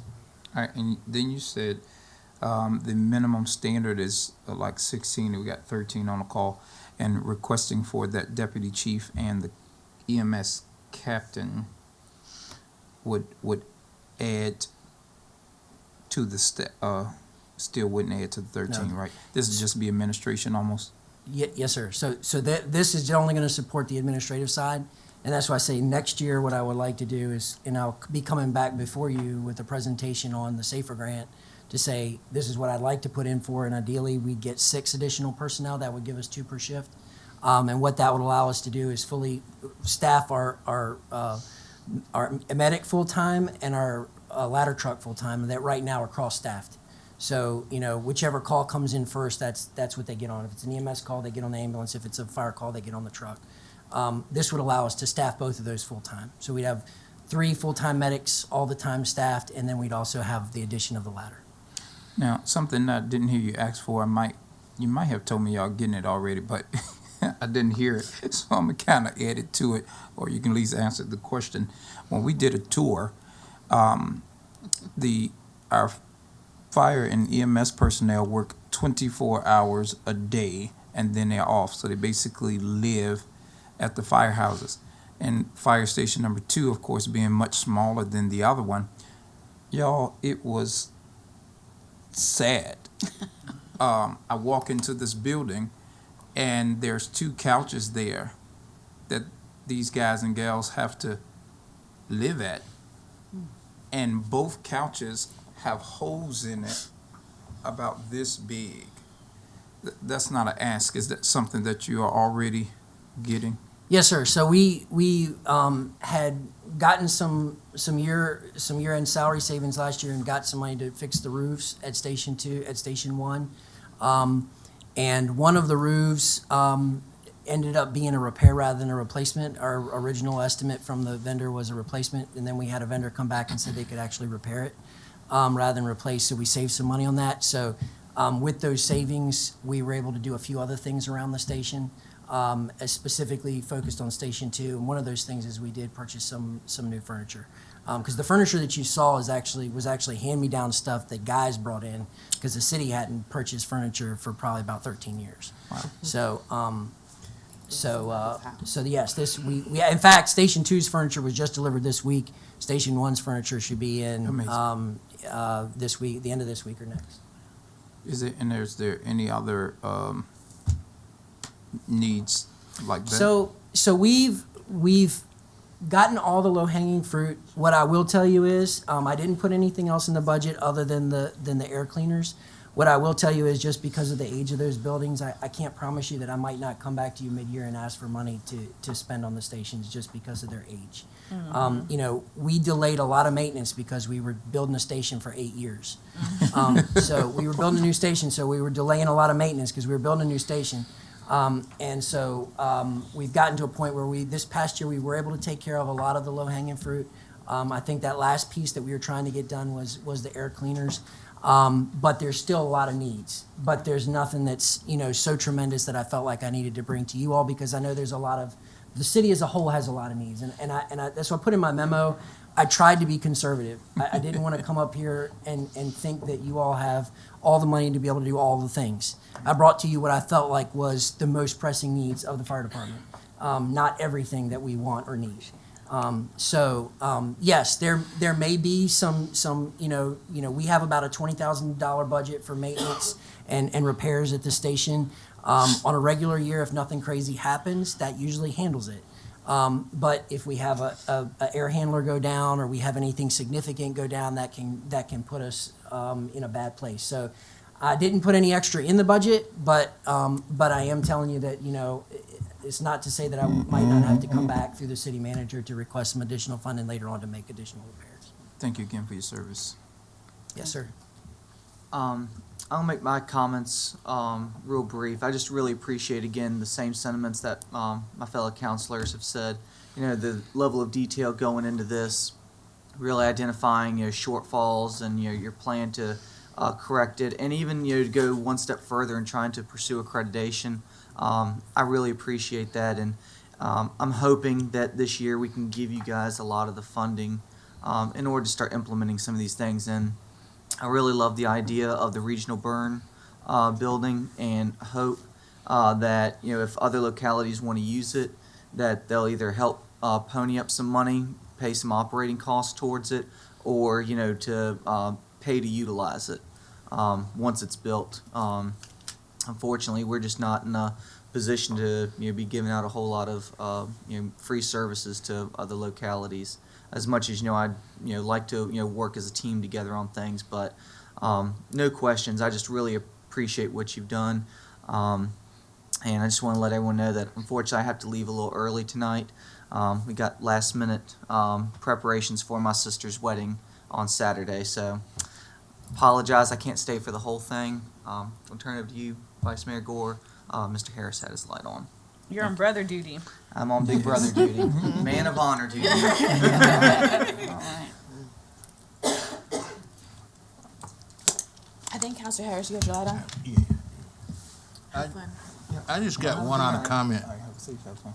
And after listening to all that's been said and all that I know, I grew up right in front of the firehouse on Fire Station 1. what is it? Fire Station 1. Yeah. Yes, sir. Yeah, I don't know which one is one. That's one. Well, I grew up in front of that. All right. Well, listen, I hear you say that you might come back later for something, and what I'm hearing, and you sleeping on couches and you living by the hell and your chin and chin chin. Why don't you just ask for it now? Why don't you put it in your budget now? That's just my, you know. Is it any response to that? Well, I will say, you know, we do hope, we have the hope that I think all of you hope, I hope all of you hope, that we are gonna replace the stations. You know, I do wanna, you know, I don't wanna put too much money into what we have because we do anticipate replacements. And so we, you know, we do try to get, again, those minimum requirements, and we've made a lot of significant improvements this year. But again, I know that, you know, we do have a lot of asks, and so, you know, I do try to keep it conservative, but I guess that's just how I mean, that's all I've always been. I've just, you know, been more conservative with asks just because I feel like, you know, I know there's a lot of competing needs. And so I've tried to bring the things that I felt like were the biggest needs. But it's just where I am. I'm not just picking at you about this. I'm talking about everybody now in regards to coming back later, because what it is that what I got in discussion with in regards to our citizens is, after we get our budget, right? What it is that we get is, why didn't they put it in their budget? Why are they coming back after the budget is over and they come back now asking for something else, right? So what I could tell them is, they put it in their budget and we didn't have it, right? I can say that. So I'm just thinking about, you know, coming back later versus giving us your total, what it is that you need, right? Yes, sir. And we can always tell you, I don't have it. Yes, sir. And that can speak later for a lot of individuals coming back later saying, well, you said you didn't have it, but now they coming back and then they get it. And they want to know where you get that money from. That's the kind of thing that we have to deal when we started talking about people that live in our city. I was just saying. I hear you 100%. The only thing I'll come back and say is that, you know, I've been here with the city for 22 years, and we have a history of being told no a lot. I was about to say that's cool. And I'm not saying that's an excuse. And I remember, because I've asked for the two other chiefs that I've worked for, I've asked both of them to ask for things, and I've been told, well, there's no sense in asking because we're not going to get it. Has been the answer on a couple of occasions.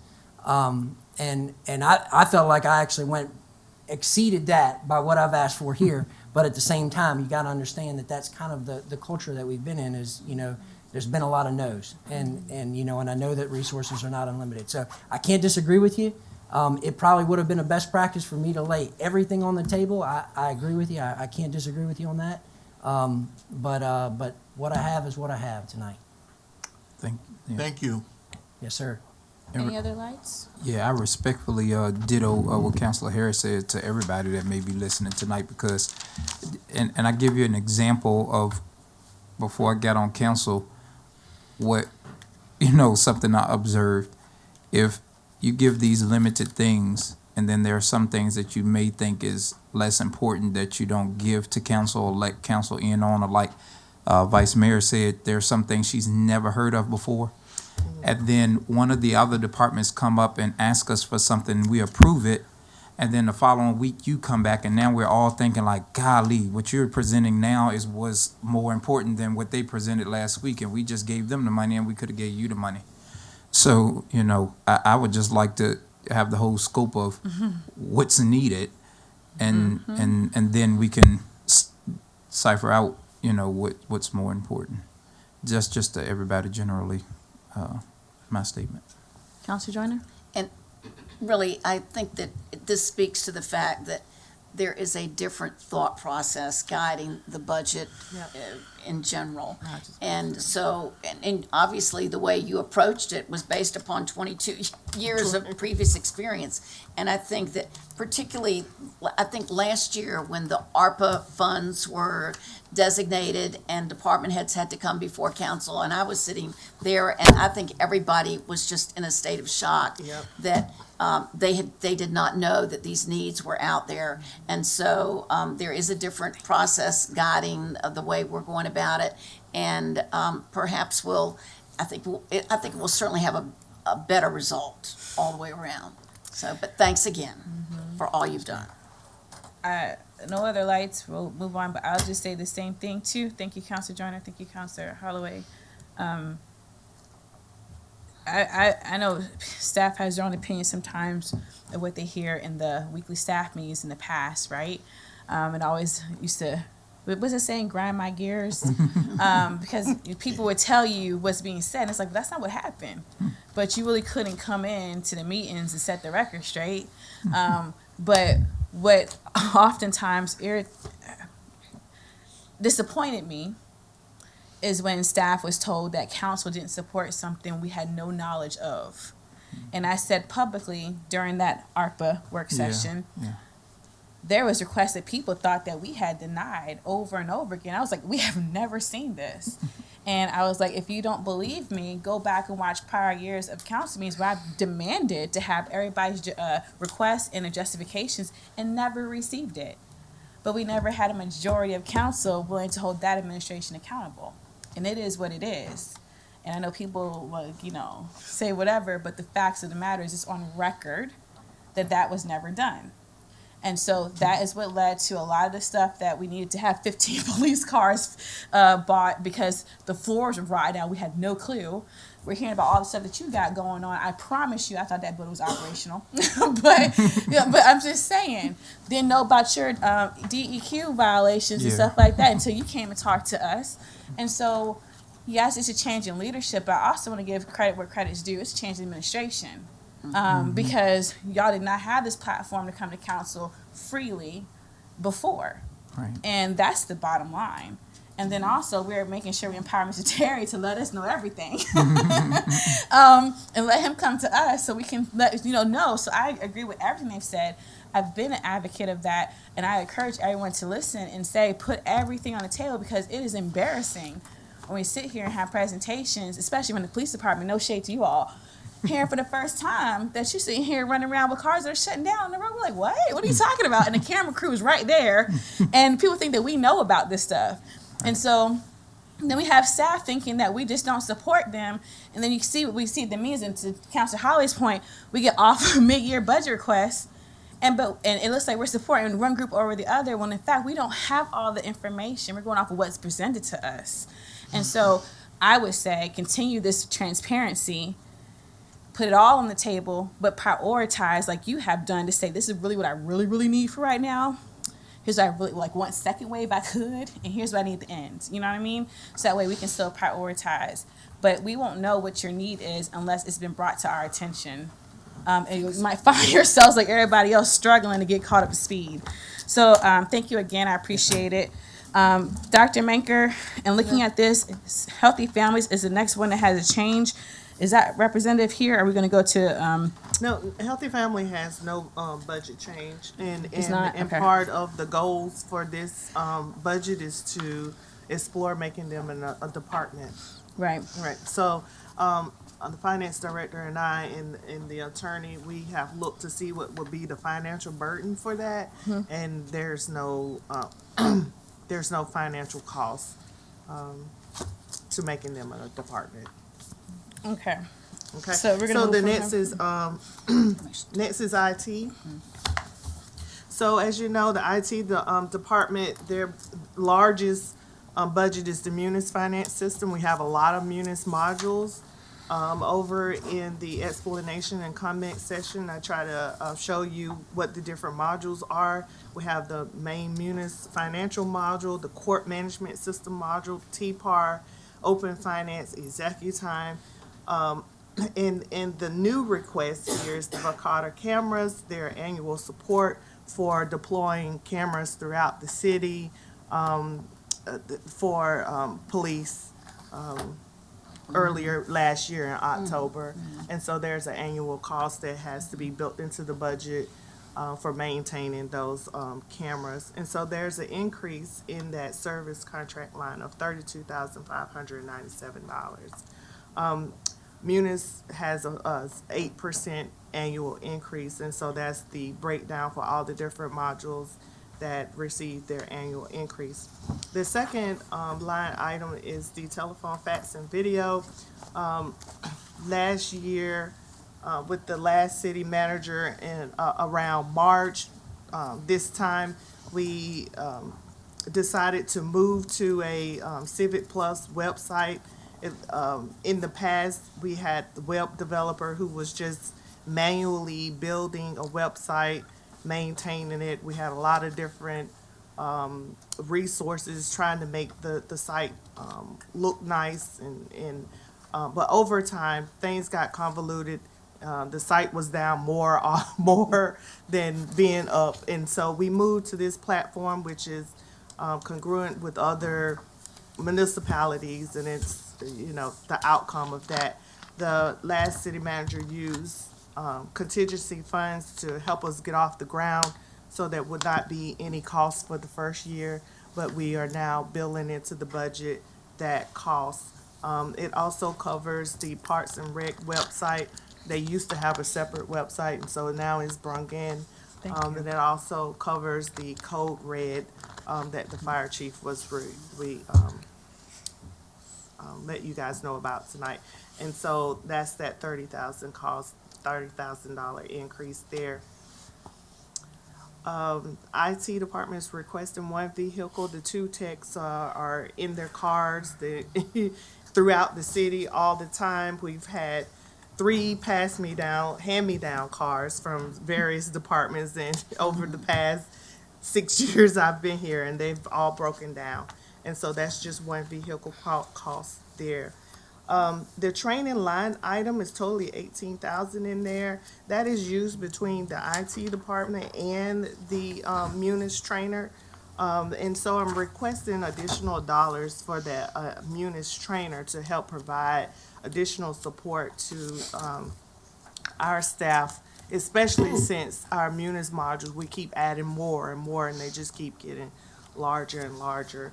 And so there's the total request for operations at $109,000.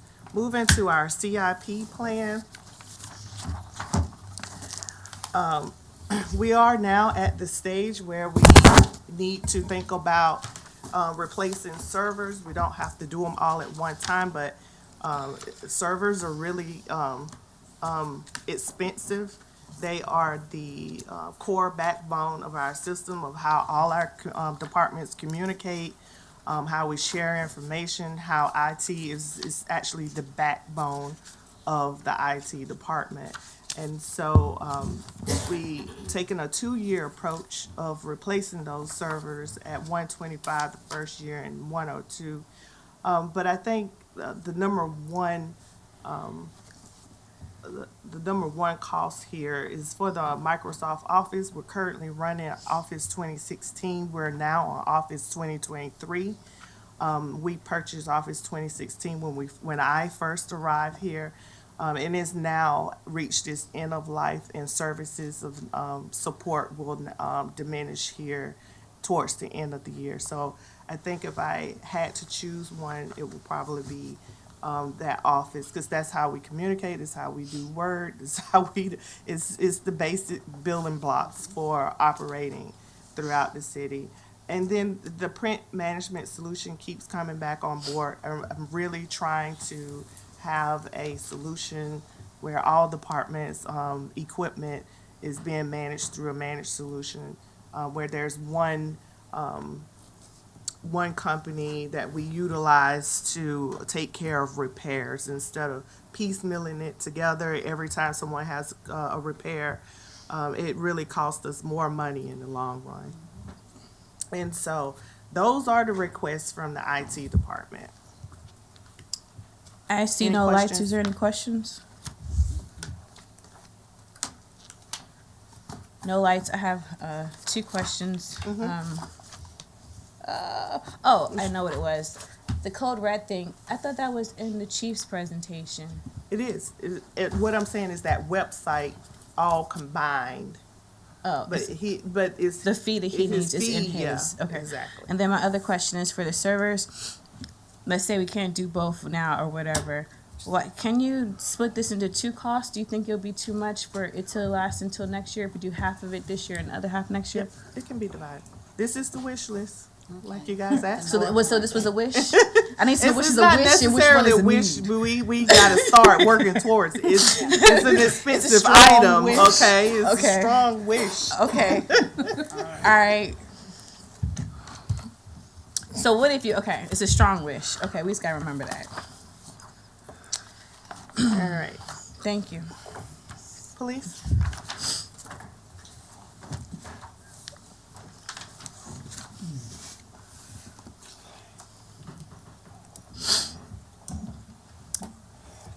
Good evening, Vice Mayor Gore, members of council, city manager. I'm Kim Parson. I'm the administrative support manager at the police department, and one of my functions is to manage the department budget. So I'm the guy that put the numbers in for our budget. You should have before you, I think, a packet of maybe 45 pages of increases. And I'll tell you that this budget was due in February to the city manager, and in February, we were asking for more.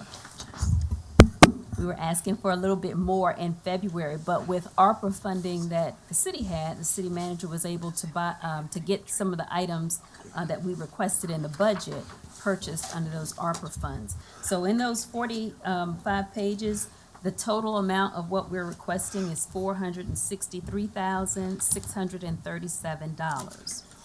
Police's budget is divided by function, and we have 9 functional areas. And in each of those areas, we have mileage, travel, lodging, and per diem that's related to training. In July of last year, we submitted some travel vouchers to finance, and we lumped them in one training category, which has been our custom.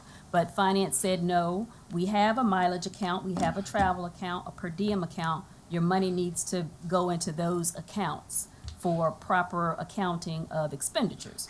So I transferred money out of our training and conventions account to cover those costs. So of the 45 pages, 24,950 is added in for mileage, per diem, lodging, for training for police and admin staff. When we train, we typically go to regional training academies where the cost is a little bit less. But most trainings for police officers, the registration fee is $500 and up, and that's dispatchers as well. The training fee, the registration cost to even get into the class is $500 plus in some instances. We are a young department as far as knowledge, skill, and ability in policing. We had several resignations and retirements. So the staff, the core staff of, the core cadre of staff that's left needs to be trained. So our training budget, I left those levels where they were so that we could send the folks to the training. But then if they go somewhere that's outside of our 50-mile radius for the training, at one of the other state regional criminal justice training academies, there's the per diem and the lodging and the mileage that comes into play. So again, for those those 9 areas, so you will see repeated throughout the packet, mileage, travel, lodging, and per diem, and it's spread across those different functional areas for tracking purposes. The other bulk of our request is for service contracts and maintenance agreements. on the page 1 of the packet, you'll see that Crater Criminal Justice Academy increased their fee from $46,962 for this current fiscal year to $58,344 in fiscal year '23. And that accounts for some capital improvements that they have going on at Crater, and they've distributed the cost across all agencies that attend. Our payment to Crater covers police, animal control, dispatchers, sheriff's deputies, anyone from the city of Hopewell that goes to that Criminal Justice Academy for training. If the training is offered by the academy, there's no cost to us, so that's our membership fee. The next big piece that we have is telephone. With the new cameras in place throughout the city, we have the connection fee through AT&T for connectivity. Right. That's correct? For the flock cameras. So we've received our first bill for that this month, and it was a $600 bill for 25 cameras, I believe. And I know that there is a plan to put more cameras out. The money amount that's requested for those flock cameras on the city streets is $14,000. And that's an anticipatory number based on what I've heard we will plan to do for cameras throughout the city with that project. Fast forwarding a little bit, though, you'll see those pages that have to do with the per diems, the lodging. The next big money amount is a $4,000 increase in our service accounts, and that is for software that manages police, the Blue Team, IA Pro, the Power DMS for training, and the Guardian Public Performance software platforms. Most of those platforms police the police for performance and the tracking mechanism. We used to do that by paper with a file that's carted around and signed by each person in the chain of command, but now that's electronic so that it's a auditable and record keeping for police and the police. I'm gonna fast forward through some more per diem stuff. And my next big piece is Axon body cams. I think I'm right, or have I missed a page? No, I'm wrong. I'm gonna back up one. Verkada cameras on the police building. So we moved into the building in 2019, and the camera system that's on the building presently, when we moved in the building, it was already obsolete. IT has assisted with getting the cameras back up fairly regularly, and it's a standalone system for the 15 cameras inside and on the exterior of the police department building. The anticipated cost to replace that with Verkada cameras is $50,000. Moving on next to maintain the building, we just had Rollins Painting in to repaint some of the walls because they needed painting. And to maintain the property as we have it today, we would ask that we continue to have that in our budget for refurbishing and to keep the building in good working order. Then if I move to Axon body cameras, so we have the Taser 5 presently.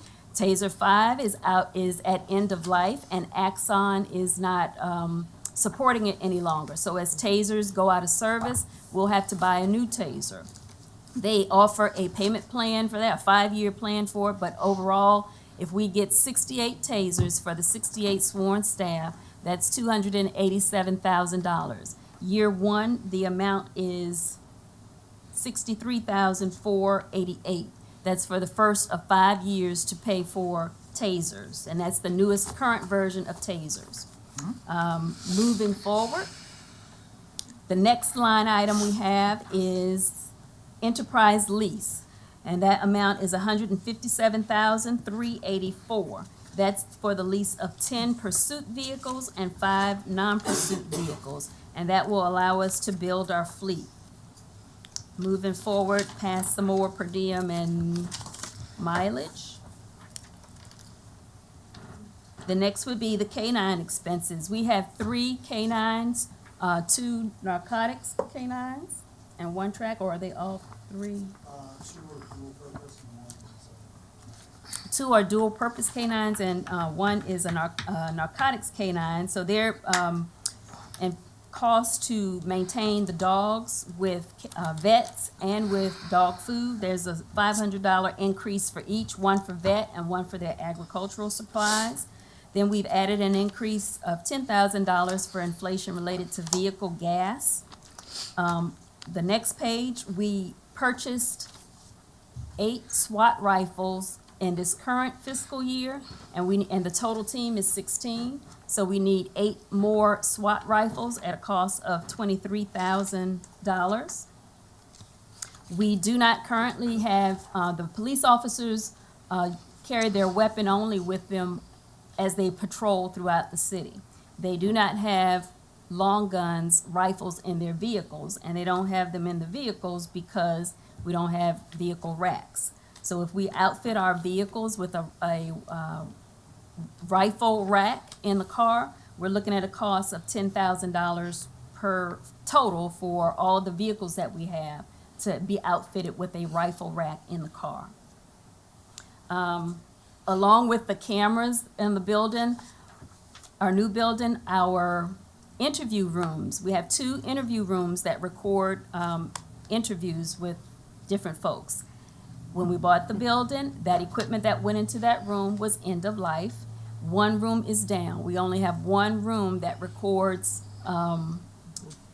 records and plays back interviews. So a new system, and in this account line, we already have some money that we've designated that we would use towards it, but the difference for a new camera system is $17,906.50. Moving forward, another few pages.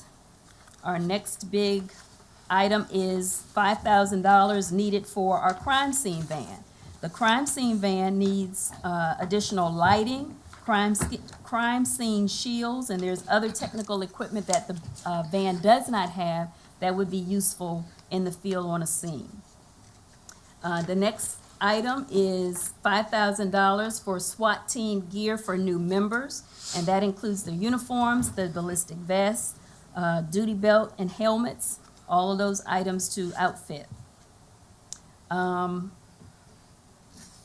Our records management system. We have computer-aided dispatch. We have records management system. We have mobile field reporting. So the vendor has said that there's that same as the city manager said, that 8% increase, consumer price index increase for all of the modules that we have.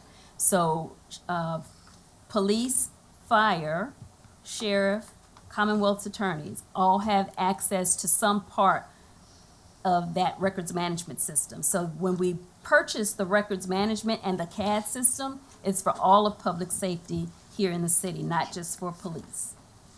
And that difference in the cost is $6,943. Moving forward through some more mileage and lodging, and that portion is for the 911 center. So in the 911 center, we have a radio system, we have the phone system, we have the records management system that I've already talked about.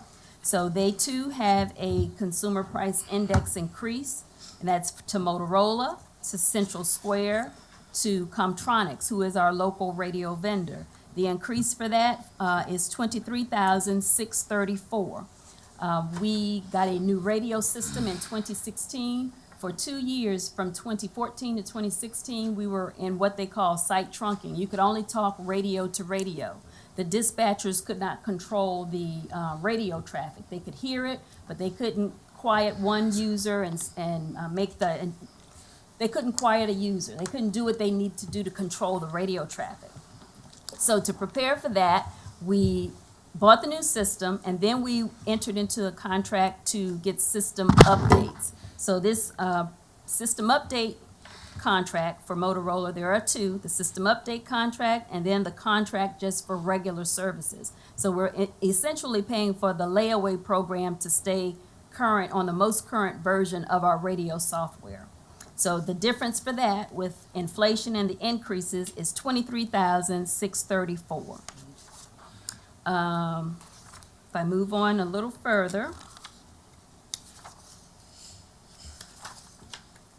$25,000. This is near the end of the packet. We have 3 911 consoles, and we have 3 dispatchers that can work at any one time. By outfitting a 4th console with a radio, a computer for CAD and RMS, and a computer for the incoming 911 and admin phone lines, that would be about $25,000 to add the 4th dispatching call-taking position.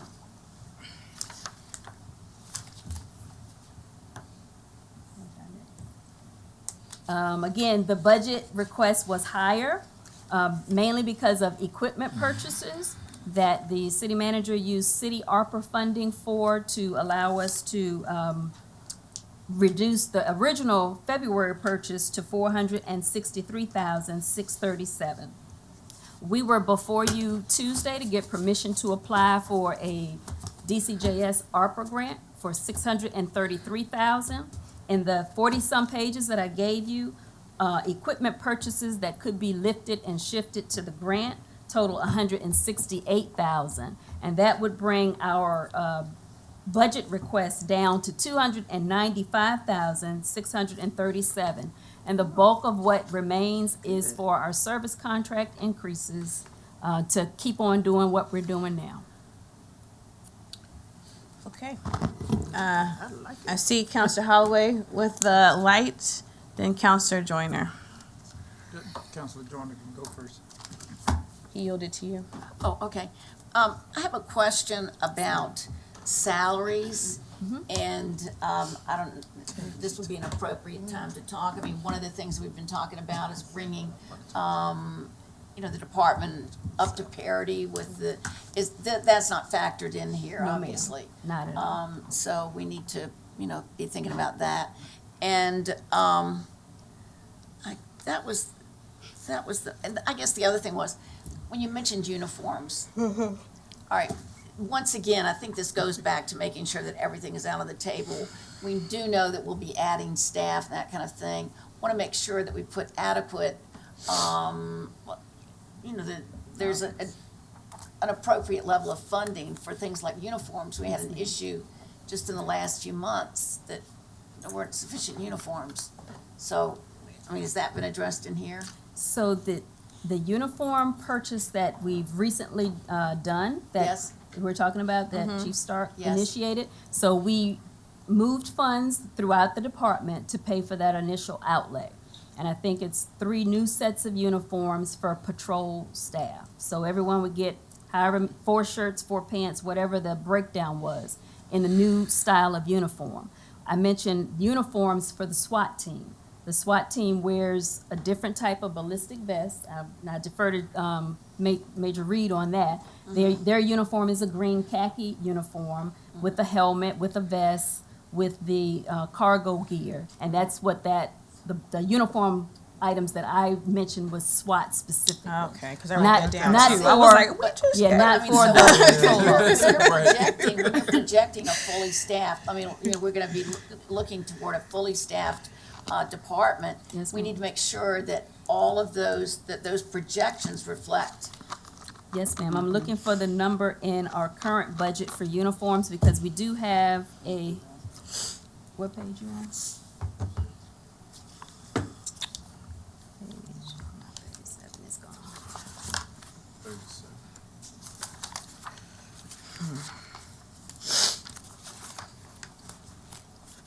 Uniforms, 50,000. On page 37 of our printed copy, we already have $50,000 budgeted for uniform. That's the same amount as last year, so that amount has not changed. We are going to, with this initial outlay where we've bought things this fiscal year, if we continue the trend that we have, we can sustain ourselves in uniforms, replacements, and for new officers in the next fiscal year with the 50,000 that we had budgeted last year and probably the year before that. Okay. Seems low. Okay, Counselor Holloway. One question about these uniforms. Are these uniforms, this 4 uniforms that they're using for the complete year? Yes. Yes. In all seasons. SWAT with police. Yeah. Yes, sir, they will use those uniforms for the entire year until they go out. Okay. Can you run me back with these tasers, because I think I missed something. I heard an astronomical number for tasers. That is correct, And sir. I am So baffled. Axon, AXON, is the vendor for body-worn cameras and for tasers. And we have both. So we have 68 tasers, we have 68 body-worn cameras. They are they're a proprietary company. So you can only buy a body-worn camera from Axon. So they set the price. They come out You every can only buy, from Axon. why is that? No one else makes the Axon body cam product, but that original manufacturer.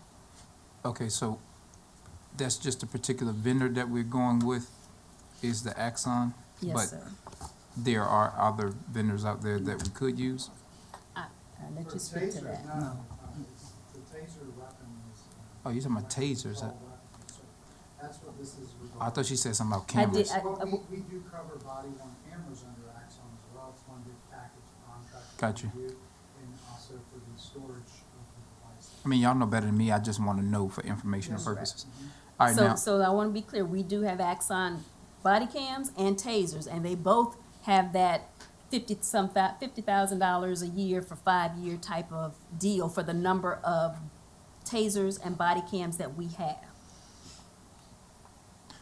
So if we were, so, go ahead. So basically, it's monopoly. You can only Yeah. get the taser from Axon. You Yes, can get body cameras from somebody else, but what's the point? You can get a package. correct. Okay. I think that's what he's asking. Is there other vendors Oh, you can wait, buy? wow. There's no other vendor for tasers. Taser is, so Taser International is, will pretty much bought out any competitor for us. They're the premier, So we got monopoly? Manufacturer. for actual taser electronic control weapons. And we do get our Axon body worn cameras through there, like you said, reference, package. There's body worn cameras you can buy off of, Amazon. There's body worn cameras you can get from Custom Signals. There's body worn cameras out there, but there's storage, that's what they're making money at. So, our pricing has to Taser International. All right, now, what was that price again? Because Two- 63, 280 488, and then I got- 287 total. price. 287 now 287 is the total price of those. 5 years. for 5 years. We're in our budget, we're asking for year one of the 5-year money amount. All right, so somebody has to help me. That $280-something,000, is that for how many tasers? That's for 68 tasers over the course of 5 years. Do they replace them every year? How, like, So if one went down, we Mm-hmm. could send that one back and they'd send us another one in replace of that one that's down of the 68. how It's a often do they 5-year go down? contract. It's a 5-year contract. They fail maybe 2 a year, Yeah, roughly. maybe 2 a year they They fail. can get damaged through the course of the duty, it's quick turnaround. All right, so what's that number again? Which number you look 260, that total? 280,000 280. 459. 459 divided by, 62,000. hold on, 2,000, how much again, I'm sorry? So let me get you the right number. So a yearly rate for Taser is $56,091 And that's for 5 years? for 5 years for 68 devices. So it's $4,000 a piece. Yes, sir. Wow. A radio costs $4,000. The radio on Major Reed's hip, that's a $4,000 purchase. God, they're running the The mill. batteries for that are $250. The fire chief left, but Maybe the city needs to invest in the stock or something. $4,100. it's very expensive. Wow. Everything is That's proprietary. incredible. Wow. Thank you. Oh, I'm sorry. Right. Any other lights? Okay, I have 2 quick questions. For the enterprise vehicles you have in here, we just did the whole car thing, so was this meant to be added for more vehicles? It is. That is to maintain the fleet that we have presently. We have 9 vehicles, I think, that we bought on state contract that we're waiting to arrive. We did a contract through EVA to buy outright 9 vehicles. After the 9 vehicles, we still will be short of vehicles in our fleet because of the age of the current vehicles. So by Can you entering. hold on there, just, Okay. when we voted for this, we voted for 15 cars With ARPA funding. with ARPA funds for 15 vehicles for them to purchase. But the chief indicated that he would start with 15 because there were 15 that needed the most attention. Yeah. But that there were more that needs to be done. that needed to be done. But if you're saying you only got 9 from EVA, what happened to the 5? We bought 3 outright from the Ford dealership. Okay. We also purchased used 2 used vehicles as well in that pricing to capture the vehicles. The 9 was 15. what the order was on state contract, which was still there. Okay, that's why I was like, wait a minute. I forgot. This is that we to bought. the leasing is to kind of phase them out and get them on a leasing. So Okay, that's so going forward, we'll be putting things on. You know, So the 15 leasing was it just to and get keep the him cost whole, down. but this Yes. is to keep it, raising out the rest of them. I Yes. want to say whole, but get them stable. Right. Okay, so you answered my question there. I didn't want you to go through all that and that wasn't. And then the other part is Dr. Maker question. With the cameras, you already know how I feel about all things IT going through the IT department. So you guys picked out these cameras For Carter cameras is what we've been. that you guys been using. switching everybody else's to? Well, the police department had cameras with the building, but the city cameras that we have on City Hall, at the courts and other Yeah. buildings, that is what we chose. And so we're now that they are out of service and out of date, we're trying to move them onto the same system, Right. so we can all be on the same system. So it is the one that you're Yes. choosing. That's what I want. Okay, that was it. Just want to make sure. Cool. And I would say don't be mad at me. I try to follow you. I think I missed a couple of points you was making. Is there a way that you can take this and just give us just the ones with changes?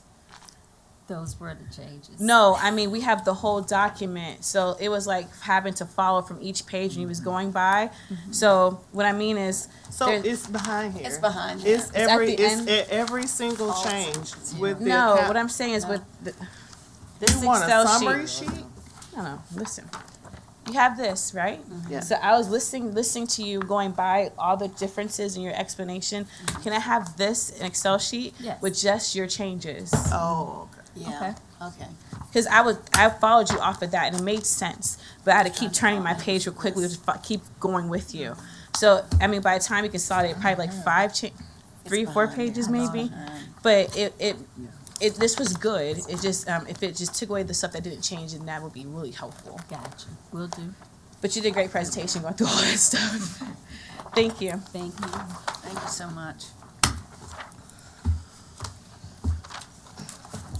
Getting through this. And Dr. Minker, while Public Works is coming up, I forgot to ask Chief Rupert that data group that he wants to work with. Is there a maintenance fee for them? Because he just gave us he left the startup fee, but It is a maintenance. It's a reoccurring cost to it, but I'm not really sure. I can follow up. Okay. He explained that there was a but he didn't say the amount. 50,000 something. Okay, we'll double check. All right. Thank you.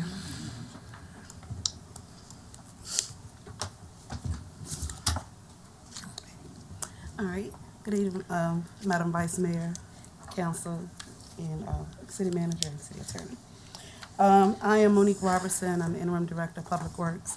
I have the budget that I'll be sharing for the increases for the General Fund for Public Works Department, as well as for the refuse, cemetery, and stormwater.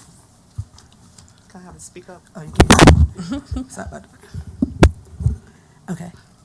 I'll start with the general fund, Public Works General Fund. The first increase would be for the service contracts, which we have several bids that were redone for the grass contract, the janitorial, and janitorial. So the first one was $5,000 increase for grass cutting bid. And then the leasing of the vehicles for the VDOT section 14 vehicles, 116,700. The next area would be for service contracts is for the garage. So they have parts for the parts washer, oxygen, and the master fee for the new fuel system that's going to be installed, the service fee for that. Tell me that again. I'm sorry, I didn't hear that. I got the The $5,000 for the grass. $6,700 It's all in her presentation. for the garage. You need to take notes. If you're taking notes for this, you don't have to. Okay. Because it's in her presentation, so you just need to document our actions. So don't worry about taking notes, what I'm saying. I don't know who told you to do it, but you don't got to do that. So, Okay, so for vehicle maintenance in the garage, there's a $30,000 increase for the increase in costs and parts for the school buses. All right, thank you. Yes, ma'am. School bus increase for $30,000 for those costs. Then, as stated by police, we submitted travel vouchers to finance, and they said it needed to be separated and put into the individual categories. So that's what we've done on that next sections for travel. We've put it in for mileage, the travel for air travel, hotel lodging, all that to be split up on the finance voucher. That's $41,200. For the engineering portion of our budget, there is a flatline budget. Only increase there is for vehicles, and that will be for 4 vehicles in the leasing program. City buildings section of our budget, again for the janitorial contract, that's $25,000 increase for that, and then there's an increase of actually about $2,000 for the grass cutting. The next bid would be under our courts building, which is the same contract for the janitorial, and that increase for that bid was $27,000. And then lastly, for the general maintenance and inflation of the building repair and parts, that's for a $5,000 increase in general maintenance. The total for the general fund budget increase is $278,000. 163 is for the leasing of the vehicles, and 115 is for the actual department increases.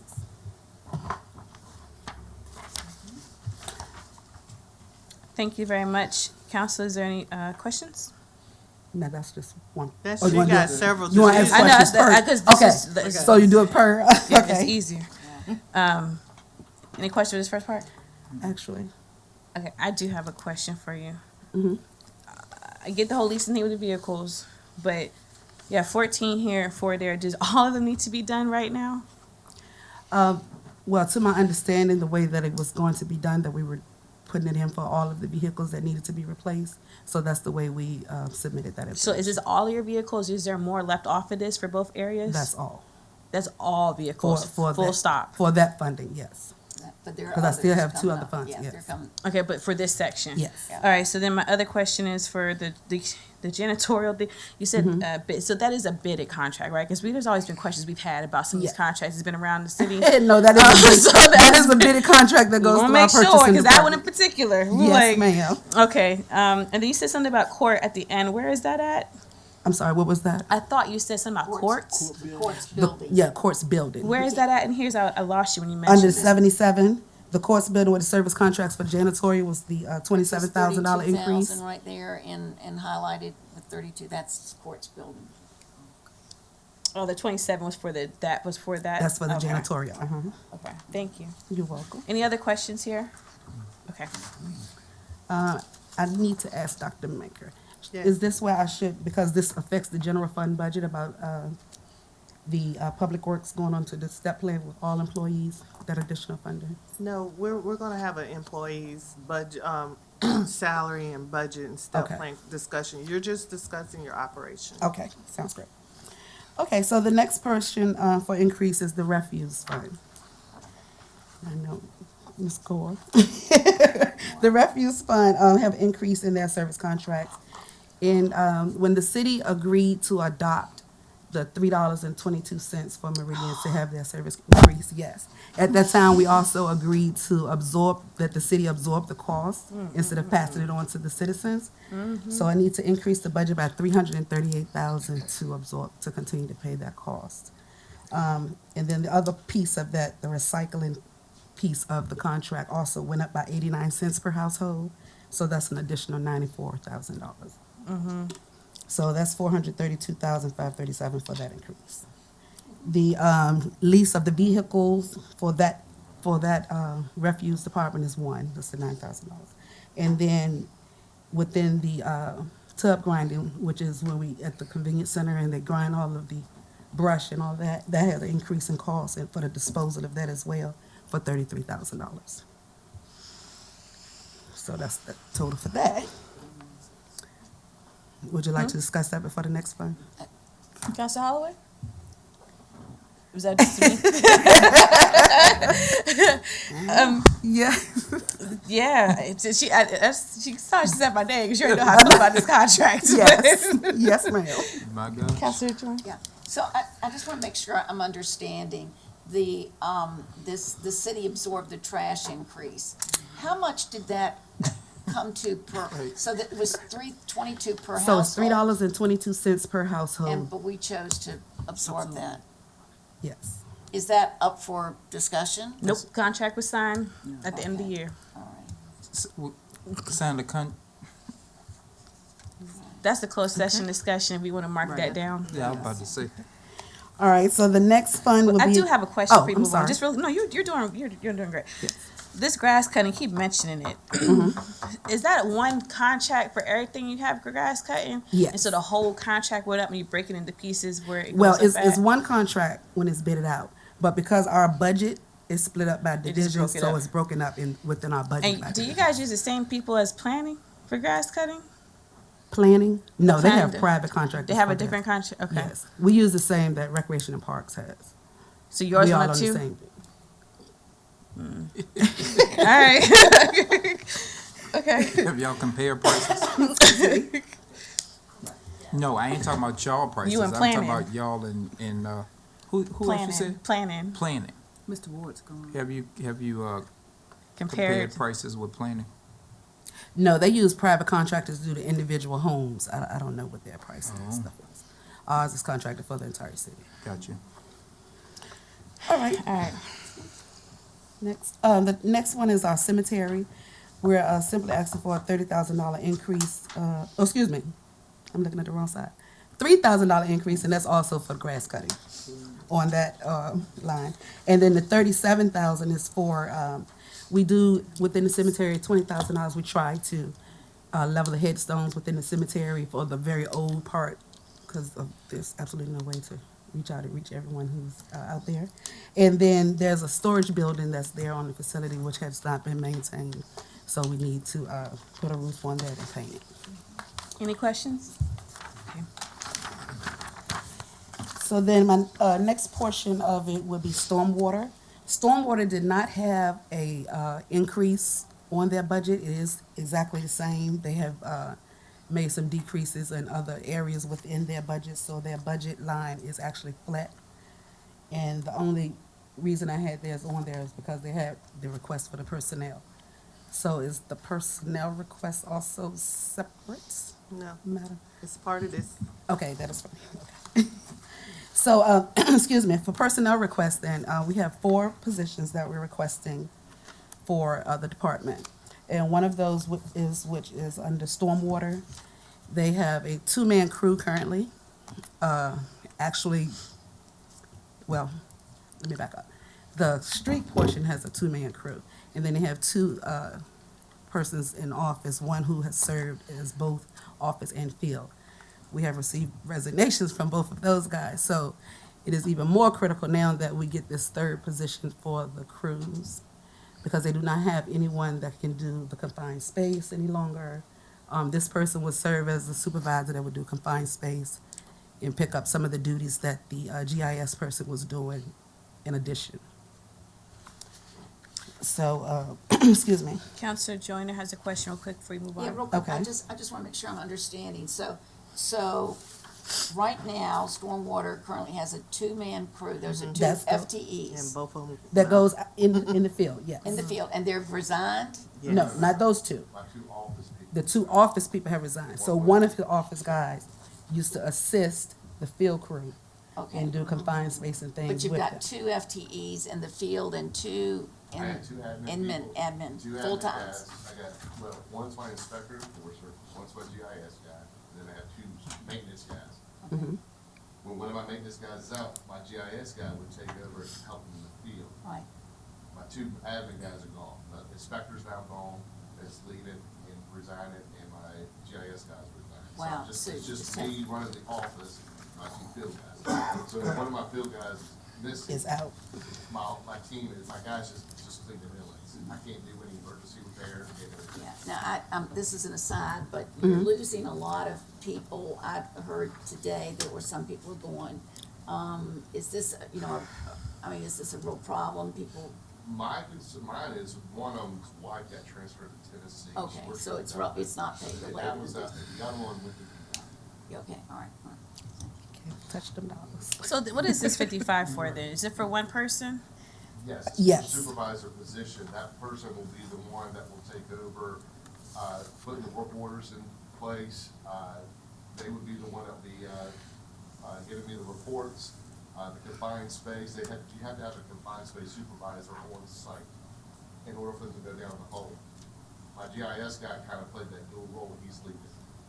So not to be funny, if the GIS person played that dual role, why do you need a new position when you can just replace the GIS person, let them still do the dual role? Right, that was never his job. That We was just never didn't his have job. extra person, To do so it. he Yes. started We've always been assistant. trying, this position, we've been. And why do trying- you have a separate GIS person? We got a whole GIS position. Because they're GIS. It's a but different type of it's GIS. a different kind of, it's, yeah. Okay, it's a different specific GIS, to- okay. yes. That position is more specific geared to where our failures are in our pipe systems and everything. So, but with this position has been, they've been trying to get this position for several Since it years. started, yeah. Since this program started, to get this third supervisor position. We're the only crew that doesn't have a supervisor on the, field crew. So what I need him for, he'll be the one that will oversee the confined space, make sure their training being proper, the certifications, doing my reporting, lining up the work, addressing the citizens for the complaints and everything like that that's going on out there in the field. And that's what that person will be doing. So And what also is his, as a how safety- does his duties differ than, so what are you gonna leave on your plate? My plate? Yes. My plate is, well, right now, we'll be taking over all inspections, enforcement, all the educational outreach and all of that, but right now. So you're dividing it up into, so you're taking some off your plate to put on that person to help with it? No, I don't do any of that. My stuff is all dealing with, reporting, meeting, plan reviews, site plan meeting with the contractors, dealing with all the, Okay, so the duties that you mentioned, where are they at now? But you said that new person's gonna do the supervisor? You list like 5 different things, so who's doing it now? what's happening now is our GIS. Thank you. Make it a little bit easier. What's happening now is that my GIS guy, what he does is he's the one that will sit up in the morning, he'll kind of get their work, he'll get on the iWorks, he'll line up their schedule for what they do, because he's kind of playing the dual role of the supervisor for the crews. And he's setting that all up, and he's getting that all done for him, because he was confined space certified, and he's So the he one. was doing 2 jobs for one. Correct. That's probably why he left. Correct. I can't tell you the reason why he left. I but- would if that was what I was supposed to be doing. Yeah, no, that was. It was Yeah, the let's just say. VDOT for some more money. Yeah, VDOT has more money than we have. But yes, that is probably he hasn't come and actually said that to me. But He said that to you? No. he hasn't Oh, said that to me. okay. But no, what he was is he was splitting dual roles, because in reality that position is not supposed to be a field position. The only time they're allowed, or the only time they're supposed to be in the field, is when they're doing data collections of stormwater conveyances and putting it in GIS. That's the only time they should be in the field. So he's been playing a dual role. And so what I want to do is I want to get that position back to being a strictly what it was supposed to be designed for, and then put a supervisor out there that does all of that, takes that off of them. Okay. And then if I have somebody out, one of my guys are out, I still have 2 men in the field. And we the can still person get- who can actually watch this stuff. Okay. Correct. tracking. And it's a safety reason too. Okay. I think Council Holliday has light on. I was trying to get clarification. You said something about you need 4 people? Yes. I'm sorry. Okay. That's one for that division, for stormwater. The other 3, oh, excuse me. The other three is for the other departments. So one is pretty much a similar situation, which is on the grounds maintenance specialist. It's a public works. We're asking for a senior public works officer on the grounds. Same situation. She has, But you didn't get there yet, right? well, I'm going into it. Okay. But we'll Yeah. make sure before we move on. I was just trying to get the clarification, because you had mentioned the 4 people. Yes. Then when you started naming that, I was trying to figure out if you were. No, for stormwater division, it's one. Just one. It's one. So, that's, okay. And then going back to the general fund would be the other 3 that I have. Okay. Are we tracking? So it's 4 total. 4 total. 1 for this. 3 general 3 is gonna funds. come up later. All right, 'cause I was, So I was confused. Well, I'm going to the other. I'm going to the other 3 right now. Actually, 'cause Okay, that's the so last any thing other that I have. questions with stormwater? Okay. Okay, so going back to the general fund, the other 3 positions there. The next one is very similar in a situation, which would be the senior public works maintenance specialist for the grounds division, and that situation is the same. She has a 2-person crew, and the supervisor there. So when one person is out, they have the same situation. It's one person doing flower beds, no one else is there. This crew take care of all the flower beds throughout the city. Talk to me again about that. Flower beds. I That's said very- flower beds. I got your Near attention. and dear to my heart. Yes. So Okay. this position is All right. for Michelle's landscaping crew. Okay, The second fantastic. position that we're asking for. All right. And it's for a senior public works maintenance specialist. And they will serve on that crew. That crew currently has 2 full-time members on it. Which And is so a- you used to make 3. So- Yes. So that's what make 3. And it serves also as a safety issue as well when they're working Yeah. out in the field. Yeah. They only have 2 people, so you need someone to spot the traffic wise and all. So if you pick up where you left off here, For the we're grounds. at, We can't tell, mine are cut off. yeah, we're at where you had 22,550 for the vehicle lease for stormwater, and then the $2,300 for inflation costs. But that completes stormwater, Yes. right? So the Stormwater's next complete. section So we're that's on. complete on all of the increases except for the personnel that I'm Correct. speaking of now. So then if we move forward, you have a page next. I don't know who this is for, but it has no changes. Is that engineering? Then after that, it's another set that starts with full-time salaries. And then on the page, you have 5,000 increase for grass cutting for service contracts. May I come see what you're looking at? I'm Yeah, not- it's I'm right not- here. If you just go in order, it's this page that's next. Okay, that is 73. So that's going back to general fund numbers there. Okay. We've already discussed all. So where are you at with yours? So we're done with the actual increases on funds. Okay. We're just going back to discuss the personnel. At the top of the budget, are you, okay. And that's- Okay, Where we're at. okay, got it. You should have the 4 personnel request sheets though. They should be on there. Okay. Yeah, I would just find off the line. Okay. Okay. So for your positions, you said you have one for stormwater for supervisor, the one that Counselor Joyner was asking about, Yes. and then the And- other 2.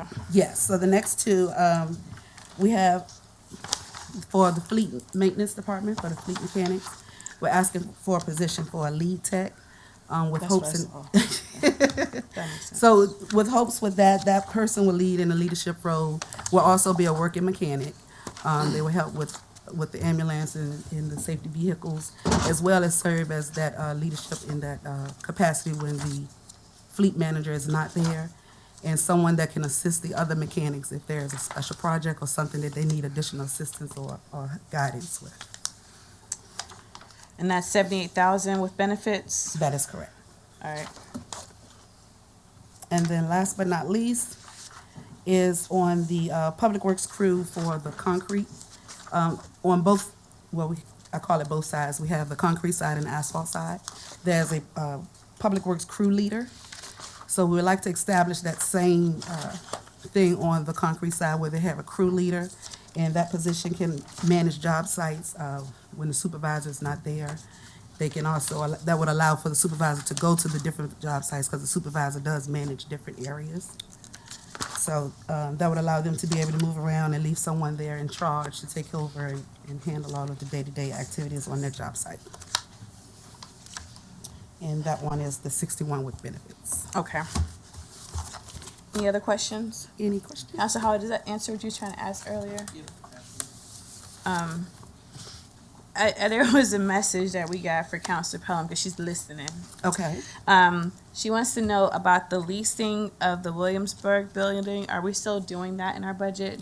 The leasing of the Williamsburg building is in IT's budget. It's been in there for the last 2 years since police moved out and over into their new space.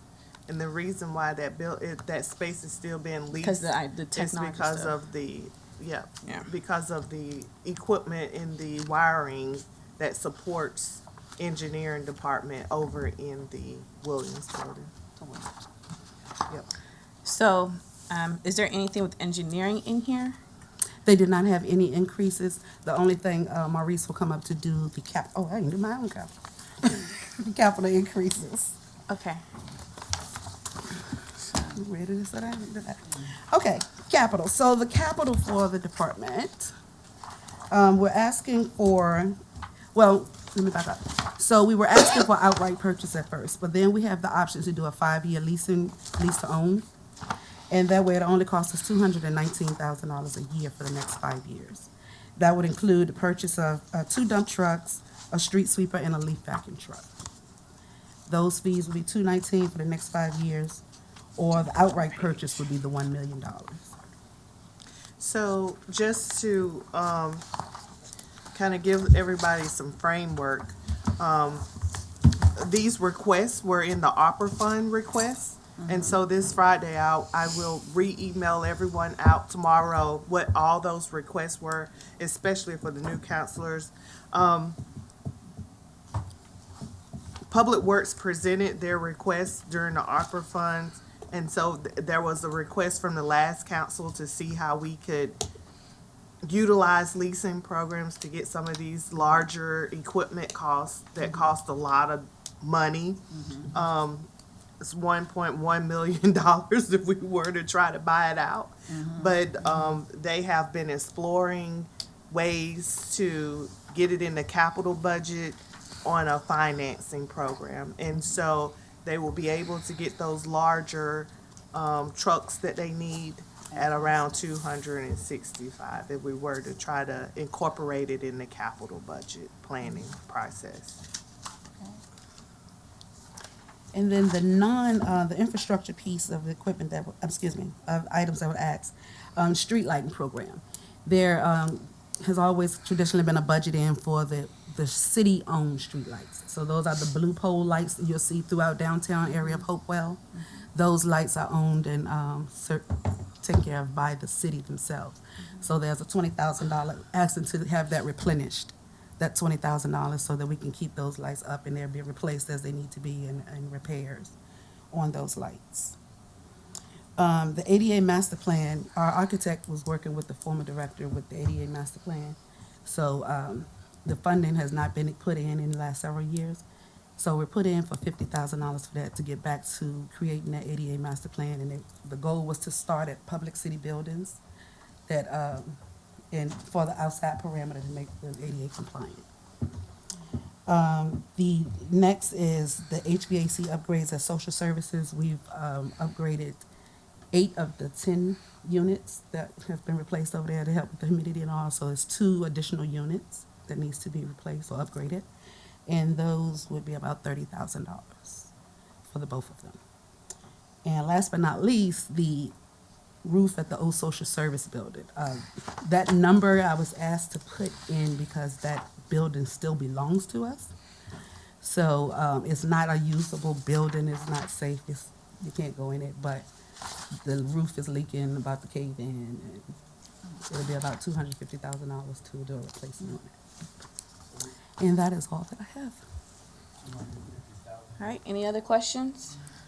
Counselor Joyner? Yeah, I have a question, particularly with regard to these streetlight improvements. I happen to know, is at Ashford Plaza, you've got streetlights that are falling over in the, that need to be repaired. Is this number going to address some of those things? I mean, some of them look like they were in pretty rough shape. Well, of course, you wouldn't replace them all, but yes, No, that would I help. know, That but would even- help with the stabilization of Even those big- lights that those we are saw. significant repairs that will have to be made. I Yes. think. Yeah. Well, yes. But you think that's going to cover it? That should cover the stabilization of it. I'm not gonna say it'll be the total to fix everything in the Oh, city, no, because we don't know but, what you know, it they need costs. to be so that they're not gonna fall over. Yes, ma'am. Because they're falling over now, so. Just curious. All right. And also, where do we stand on the violations the violations that? DQ, the Pardon? DQ, the DQ. DEQ, have those things been remediated, and is there money in here to take care of these things? Well, we received those funds through the ARPA money. Okay, So we have been working on that. We have addressed many of the issues at the Public Works Department.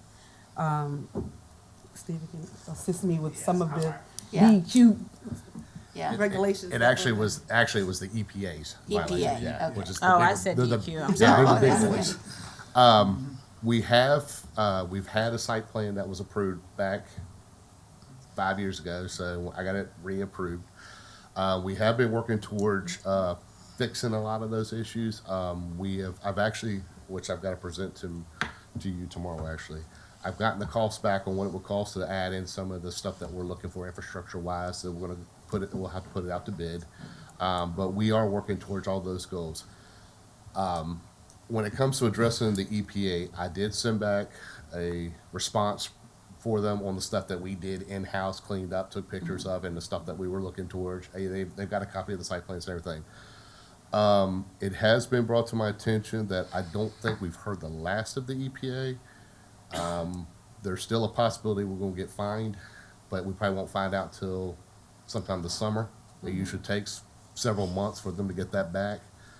I have been in talks with some, part of our being on a committee that we're part of membership of. They have been speaking with us on what they will help us with that portion on legal to get with the city attorney and all that stuff to kind of negotiate through all that. I don't know if we're gonna get it or not, but there is a strong possibility we're gonna get fined on what we had. And I just want to kind of let y'all out there. On what happened in the past. Right. But in terms of the future, between ARPA, I mean, you've said you addressed some of that stuff with ARPA. Mm-hmm. Do you need any more in this budget? I mean, it should be in there we don't want to get fined. The biggest things that I think that we're pretty good on matching most of the big items on this right now. I think we're good from what I've gotten on the numbers of what they've already done work on out there, what we've done in house, what the cost is going to be on these fuel drains and oil water separators. The biggest ticket item is going to be next is probably the wash basins and stuff like that. I think we're going to be pretty good on what we have. Okay. It's still kind of unknown, but that's what we're still trying to work on is Okay. getting those numbers in. All right. Okay. But we are moving ahead. We have already started work out there. All right. Okay. Thank you. Counselor Holly, you have a quick question? I think I heard you when you said $250,000 for the roof, Yes. and it still won't be a building that we can walk No. into. No. What are we gonna? I mean, It's just a request, we got to do It's it. just a request. it's about to say Don't take get that bogged 250 down. and knock Yeah. it down. It's okay. I'm in favor of that too. So we Madam Mayor, Vice Mayor. we have two more departments that need to go. Well, we right? actually have, water, Mr. Byerly is on, he's out sick today, so he didn't make, these are just the ones that were available to present. So I suggest that we stop here, we pick up on the last four, and schools will be the next time around. We got enough time for one of these two departments to go ahead and knock it out. Rec has a large budget, you're not gonna get through it in the next 15 minutes. The engineer said he Maurice, was- okay. Maurice said he's 3 Maurice minutes. said he's. Maurice is part of Public Works, so if we can finish Public Okay, Works. we'll finish Public Works. I have a question before, now it's brought up. So you want to bring Parks and Rec back, and you want to bring Social Services back. Social services, water, and schools. All right, so they can go home. I'll just ask this one question, Tabitha. Don't be mad at me. I looked at your thing, and I see that there's a request for the marina renovation. I know that we could have received that grant that council voted to have Parks and Rec apply for. I would like to have a memo as to why we didn't get it, or why we didn't put this stuff back in to apply for it again. Because from my understanding, we could have gotten that money. A majority of council directed Parks and Recreation to do it. Somehow there was a difference between what you were executing, or not you, but I want to get clarity on that, because we shouldn't have a $3 million ask in our budget when we could have got that money. So I want clarification in a memo for when you come back, so we don't ask you publicly and put you on the spot. Because I do want to get up to speed, because that's a change from the incoming council and the former council, and that was a big to-do, and to get those 4 votes for that project, and I want to understand what happened and how the direction changed. Does anybody else have any particular asks before these departments come back, so that way they don't have to? Yeah, that would be great. And is that $3 million ask what you showed us during the tour? Yes, sir. For the marina to be done as you showed us? As pictured, yes, sir. Okay. Yeah, we had a matching grant that pretty much was golden half. Yeah. But it also tied to the National Park Service taking title of some land.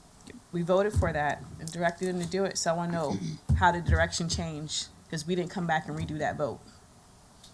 So I want to know what happened. That's $1.4 million. Well, I don't think you got it initially. You didn't get it initially, though. But it was huh? Unofficially, it was earmarked for the second round. What was it?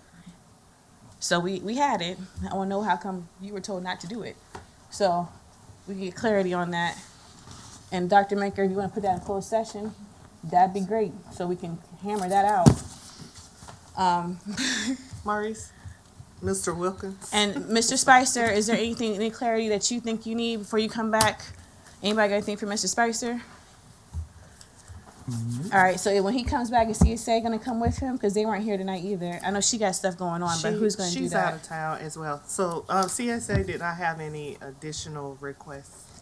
But we talked in closed session about maybe having some support for that office. Yeah. You had last year we budget you.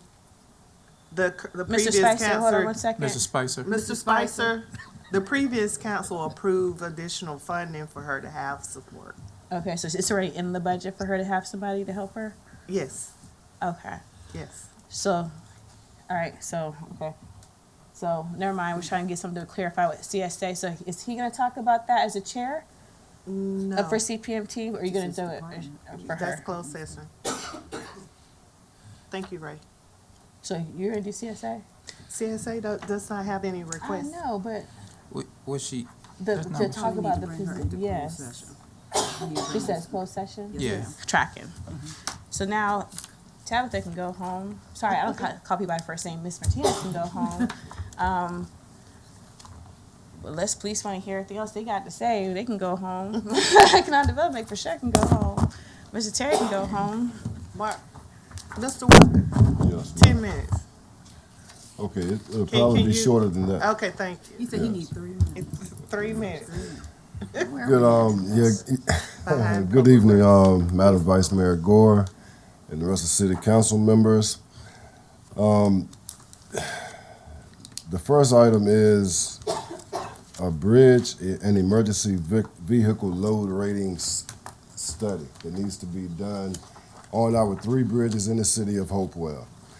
This study was due December 2022.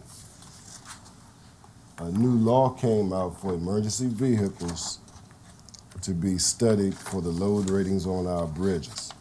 This study was not done. It's a Federal Highway Administration study. So currently, we are not compliant with federal law.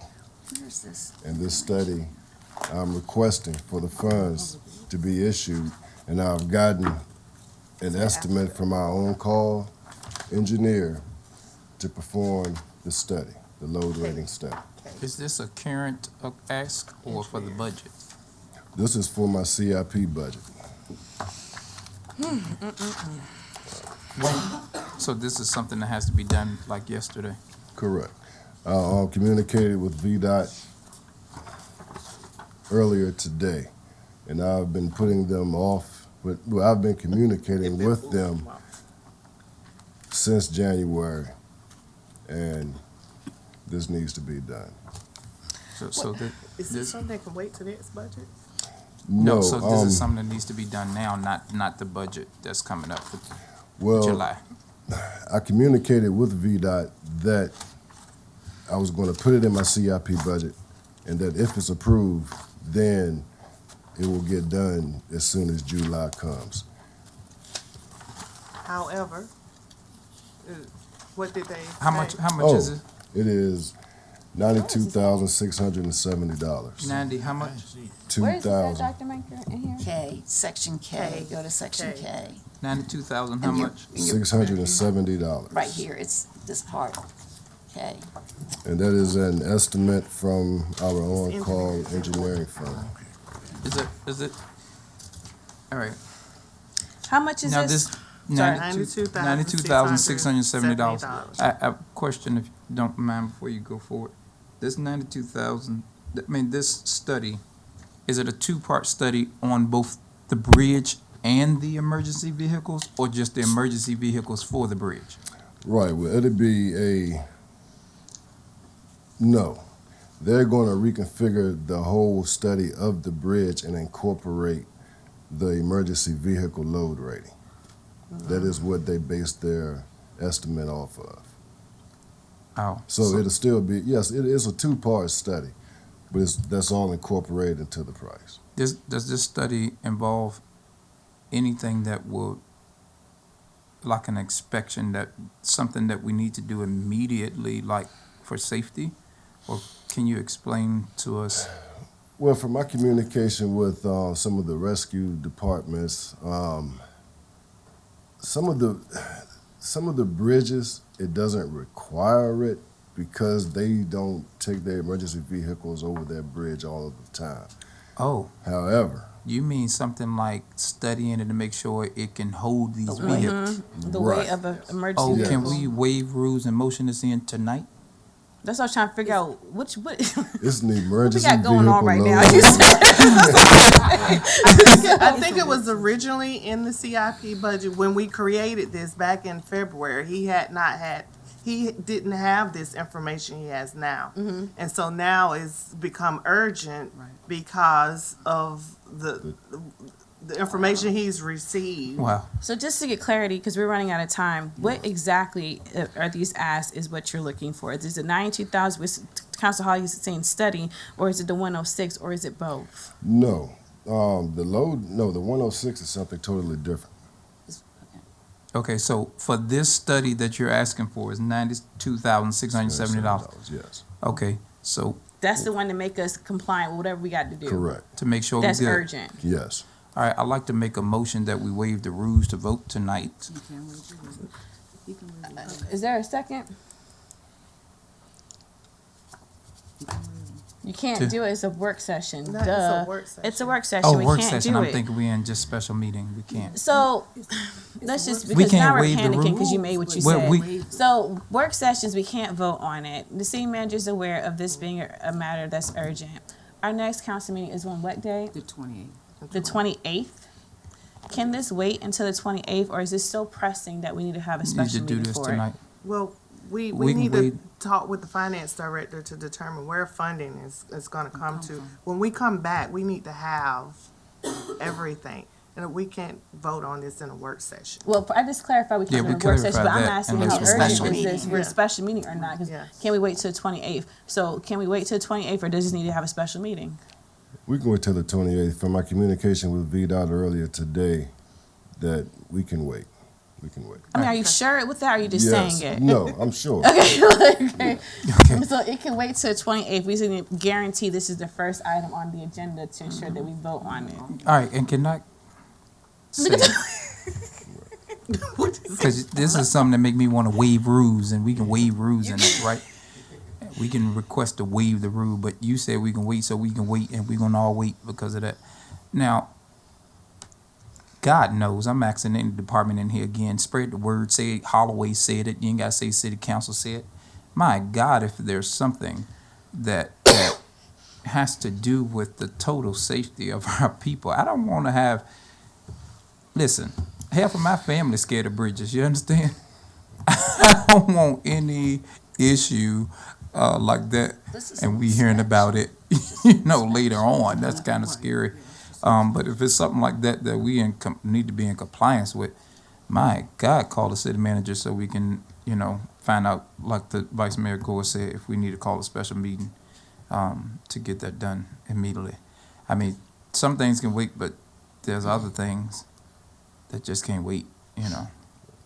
So I appreciate it. So is that why I you were sitting agree. in the back like earlier? Okay, because I was trying to figure out why you just did you see it back there? Right. Okay, I That's saw why it. I was like, wait a minute. What, It's like, an what is- inspection. No, It's an but inspection. did you not pay attention to his body language in the back when he Oh. thought we Yes. was leaving? He was like, no. No. Did you see it? You're Okay. right. So I would say, since we are out of time, Dr. Maker's going to put this on the 28th. Dr. Maker, since we really go into depth with all his other asks, I would say that when these other staff members come back, have him come back so he can finish explaining his stuff in full. Okay. We get full clarity on it, but put us on the 28th for sure. Is there anybody objects to that? I don't object to that. Okay. Is Mr. Wilkins done? Um, we'll see you on the 28th and finish the it in 4 7th. minutes. I would like one, that last We only one. got 2 items left. Okay, Go go ahead. ahead. Let's make it. We got still Okay, make a motion, and, so. all right, and I'm asking for $1 million for the city overlay program, city paving. That would be the courthouse road, and then I have a whole list of stuff that a VDOT inspector came out, a whole list of streets that need to be paved, $1 million for that. And then the geotech study, Riverside Road, between Monroe and Madison Street is closed. It's been closed, I guess, for a year or two, a year and a half. The road is falling into the river. So I'm asking for HDR, the engineering firm, to perform a geotech study, and from those findings, we'll be able to apply for a pre-mitigation grant from FEMA, but we can't apply for the grant until we get the study done to determine what the problem and what the fix is to keep the road from falling into the river. Got it. How much is that? 106,000 and, yeah, Okay, that's the 106,000. 106. I don't know. They gonna be mad at me. I know you finished your 106, presentation, but you still gotta come back to talk about these roads because we've been asking. Sorry, because we've been asking for an actual plan on how these roads are selected in which order, and we can never get that. We've been asking for the longest time. And the And- voters want, the people want. Yes, so it may not need to be for your budget conversation, Right, right. but there certainly needs to be a work session to go over that list you just showed us. Yes. To really talk about that because we've never gotten clarity on how those are picked, why they, and we need to get that. I So, understand. Still don't know And what bridge you talking oh, about. he said he still know bridge you talking What about. bridge you talking about? There needs to be. That needs to be inspected. addressed. Okay, North Sixth Street Bridge, West Broadway Bridge, which is very rarely used by emergency vehicles. Right. That's the one I'm saying is really rarely used by emergency vehicles. Then you have River Road Bridge by Crystal Lake. Okay. Okay, so we're A not bridge in talking, Ward 4? we're not talking about the bridge going over to, To Chesterfield? yeah, we're No, not ma'am. talking about that. Okay, No, all ma'am. right. Not that No, one? ma'am. That probably, Right, it's just the little I'm with you. bridges in the town. Smaller bridges. I just want to know which one to stay away from. Is there anyone else see any other information for him that we need for the 28th? All right, cool. So, Dr. Maker, I have just to wrap up this. Your ask that you have for come back. We said something about a contract with Fire, BJCCA to come back and present with their annual audit reports. We asked your plan to come back with the rental inspection and opera vehicles, Fire for the remaining items, Economic Development for their service contracts and maintenance fees, Police to consolidate their lists. We asked for that discussion with Parks and Recreation for closed session, and then obviously for engineering to come back for a item on the 28th, and then to still set a work session or something to talk about his remaining roads. Did I Okay, miss so anything? I do, the next work session is on March the 23rd. So that's to follow up with the remaining, departments, to present. And I also have scheduled with schools in their preliminary presentation of their budget, March the 23rd. And for us to review the outside agency requests. So if we have enough time in that 3-hour period, we may be able to get to those other items, or else we'll have to find another time in the calendar to have a separate work session. Okay. Did I miss anything that someone had asked for when I read these out? I covered everybody's stuff that they Nope. asked for? 9:30 motion to All right, adjourn. motion to adjourn. Aye. No. Well, anyways, and meeting ends now automatically. Have a good night. We don't need to vote. Has anybody seen my keys? No. Oh,